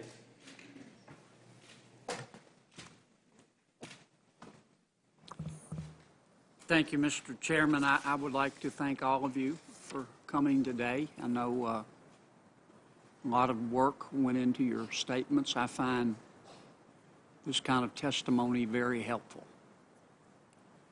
Number two, I want to especially thank my colleague, Congressman Richmond. I've known him a long time before he became a distinguished congressman. He was a distinguished member of the Louisiana House of Representatives. And he is a smart guy and a fine American, and a good guy, too. Number three, Ms. Baker, you're a Methodist. Free Methodist, that's correct. Right, I'm a Methodist, too. When Becky and I got married, I was raised in the Presbyterian Church. My parents founded 2 Presbyterian churches, so I was a Presbyterian, and my wife, Becky, was a Methodist. So we compromised, and I became a Methodist.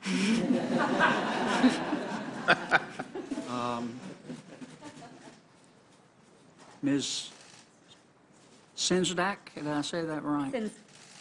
Sinsdak. Sinsdak, I appreciate your testimony, too, as I did the testimony of all of you. And I apologize again for hitting you in the head when I was going down to That's okay.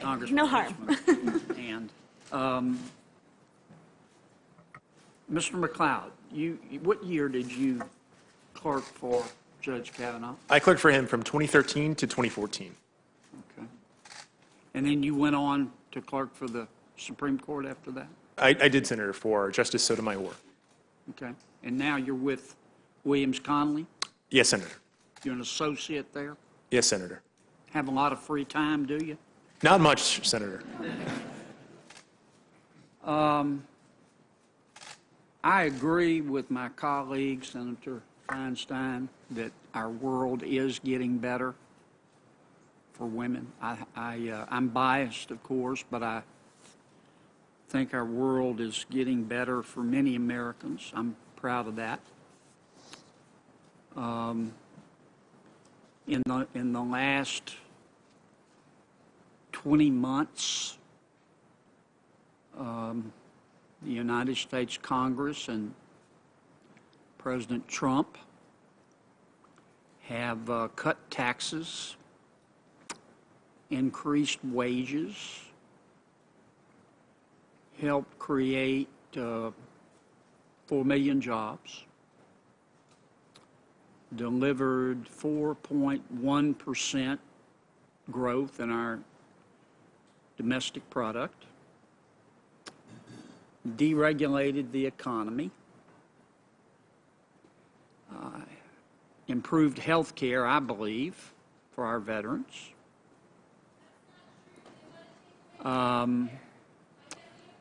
strengthened our military, stood up to China and Iran and North Korea and Russia.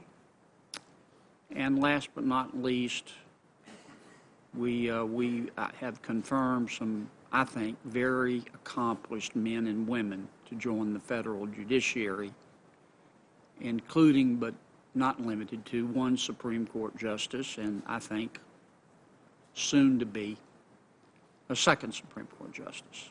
And I'm proud of that record. And I thank you all again for sharing your thoughts with us today. Senator Whitehouse. Thanks very much.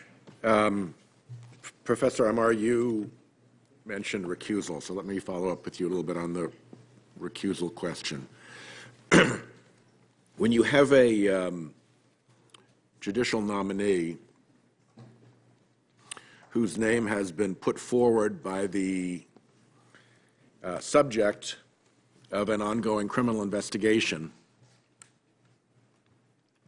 and by someone who has been named in open court as directing other criminal activity, in the event that those criminal investigations should ultimately come before the court and the nominee of that subject and that named co-conspirator is then on the court, it is fair to say, is it not, that the question of recusal is a very live and legitimate issue? Senator, it is, and I think back to the Nixon tapes case where one justice who had been appointed by Richard Nixon and who had worked in the Justice Department, and Watergate involved questions about the head of the Justice Department, John Mitchell. One justice, then Justice Rehnquist, did recuse himself in the Nixon tapes case, and 3 did not. My thought is that that has to be decided when the case arises, and there should never be a promise of any sort to any nominator or to this body in the confirmation process about how you'll vote or even how you'll recuse. You decide that when the case comes before you, and Rehnquist decided it one way, and 3 other justices appointed by President Nixon decided it the other way. Now, since that episode, the Nixon episode, there has been some case law at the Supreme Court developed in the area of judicial recusal, has there not? There has, one thinks, for example, of Justice Scalia's decision not to recuse himself in a case involving then Vice President Cheney in his official capacity. I meant actually legal precedent as opposed to behavioral precedent at the court. And I'm specifically referring to the Caperton decision. Sure.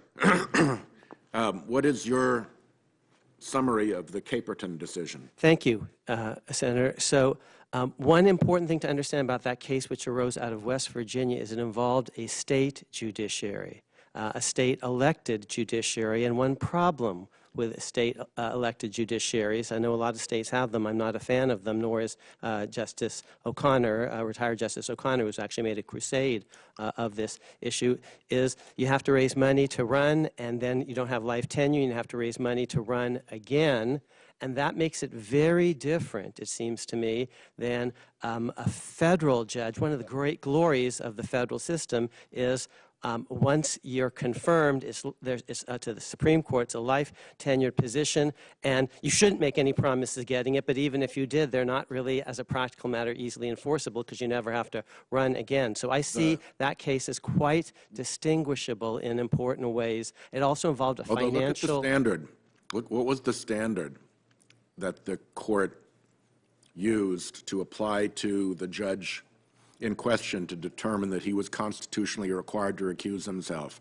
Was it not that the funder, by virtue of the amount of funding that he put into the race, had a significant and disproportionate influence on that judge occupying that seat?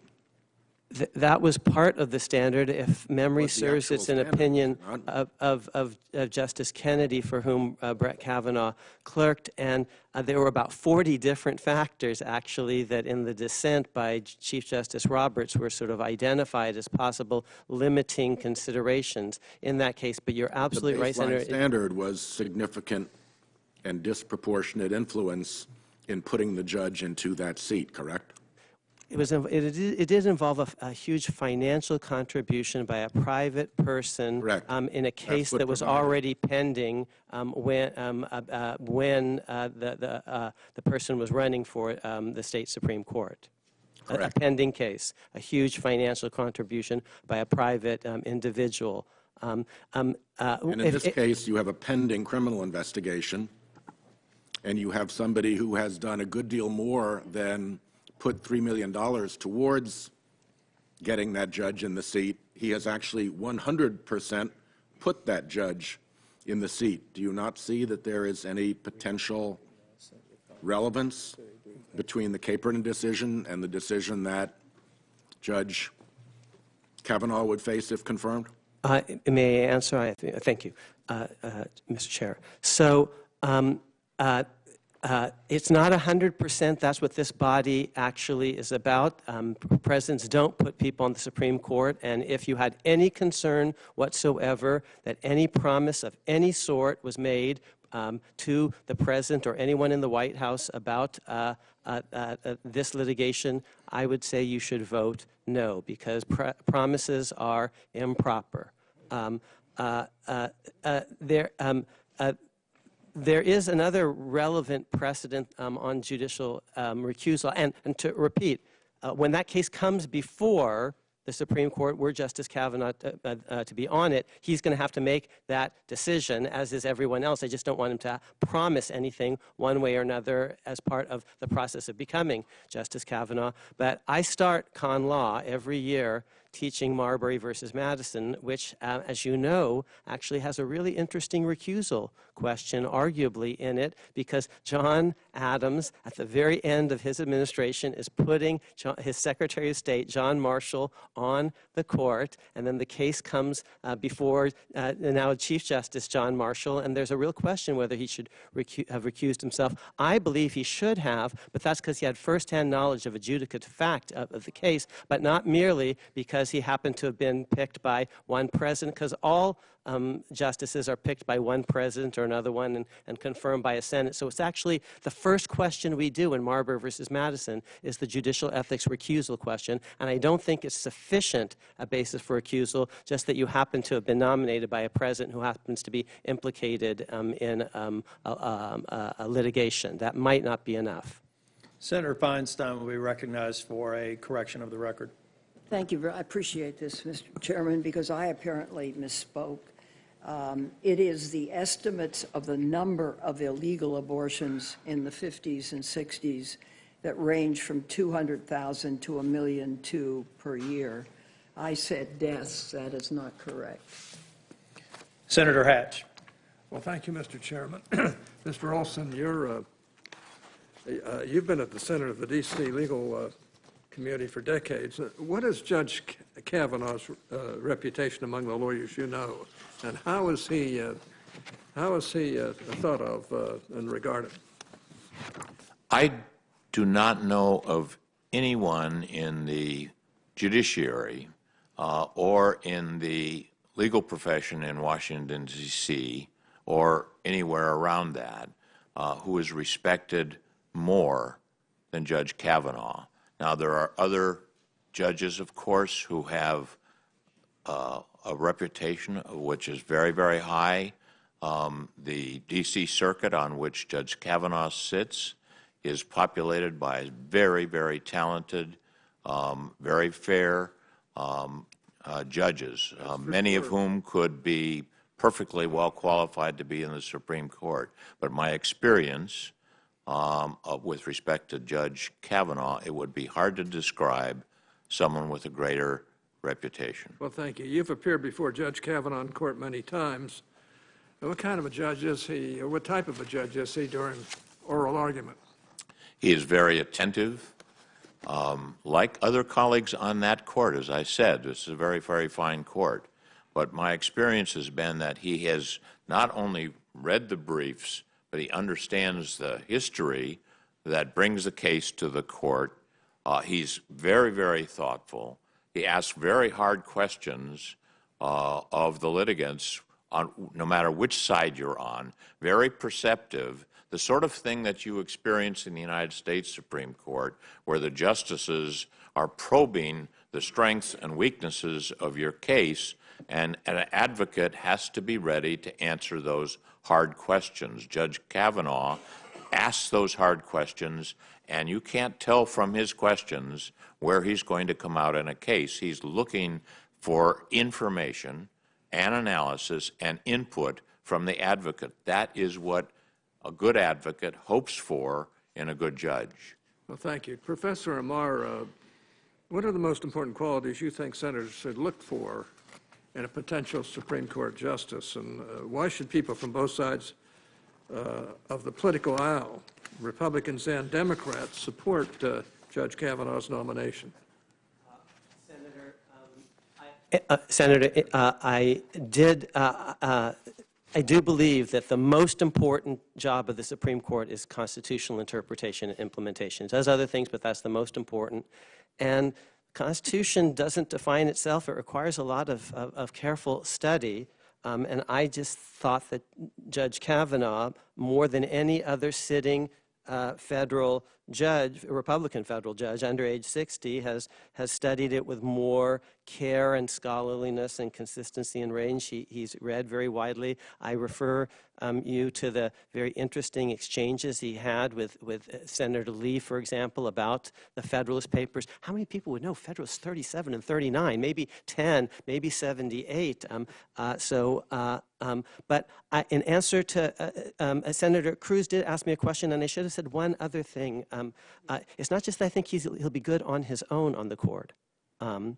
It's that I think he will actually help bring out the best in others. I think it's a small group, and when I think about the one-on-one interactions and the collegial interactions, I see him as exceptional. And the final thing that I really do want my fellow liberals and Democrats to hear is I believe he actually is likely to be better than many are saying, even on this panel, on things like voting rights, on congressional power to implement the Reconstruction Amendments. Many originalists don't pay enough attention to the amendments, to the Women's Suffrage Amendment, to the Reconstruction Amendments. And when I read what Judge Kavanaugh has written, both on the bench, including a voting rights case that I actually think was an impressive opinion, and I contrast that to Shelby County, for example, which I think was the worst decision of the last 20 years, in fact, or 15 years.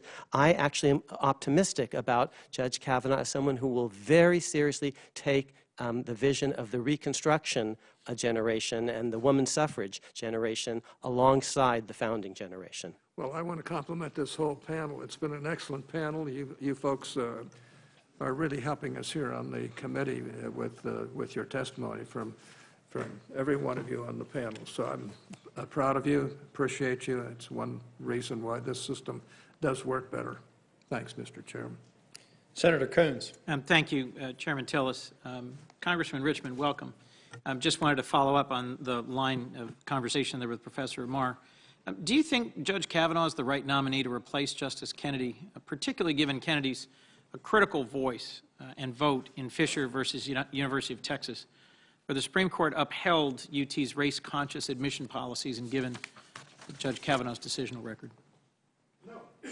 No, and that's a very real concern. Look, the question's been asked now very consistently about affirmative action, whether it's in the Bakke case or other cases, about whether it's still necessary. And I'll just say this. We'll take it out of legalese for a minute and just take it to plain old physics. If a ball is rolling down the hill, the only way to stop it is to apply equal and opposite force. And the ball of racism and discrimination in this country rolled down hills for centuries. And the only way to stop it is an opposite but equal force. And that's what affirmative action, and that's what those cases mean. And if you look at some of the decisions, and then you look at Scalia's comments in the last case, he actually questioned the intellect of African Americans and their ability to succeed at prestigious universities. So when you couple the other justices and their opinions with Kavanaugh's record, to the real concern about where we're going to go with affirmative action, race-based factors in admissions and others. Thank you, Congressman. Ms. Baker, thank you for both your testimony and your witness today. And thank you for bringing forward what is a challenging and very personal fact pattern. I just want to make sure I heard right. In some ways, I think for you, the most shocking thing and the most upsetting thing was a decision that chooses the religious liberty interests of your employer, a company, really, nonprofit, but a company, their views on what contraception you should be able to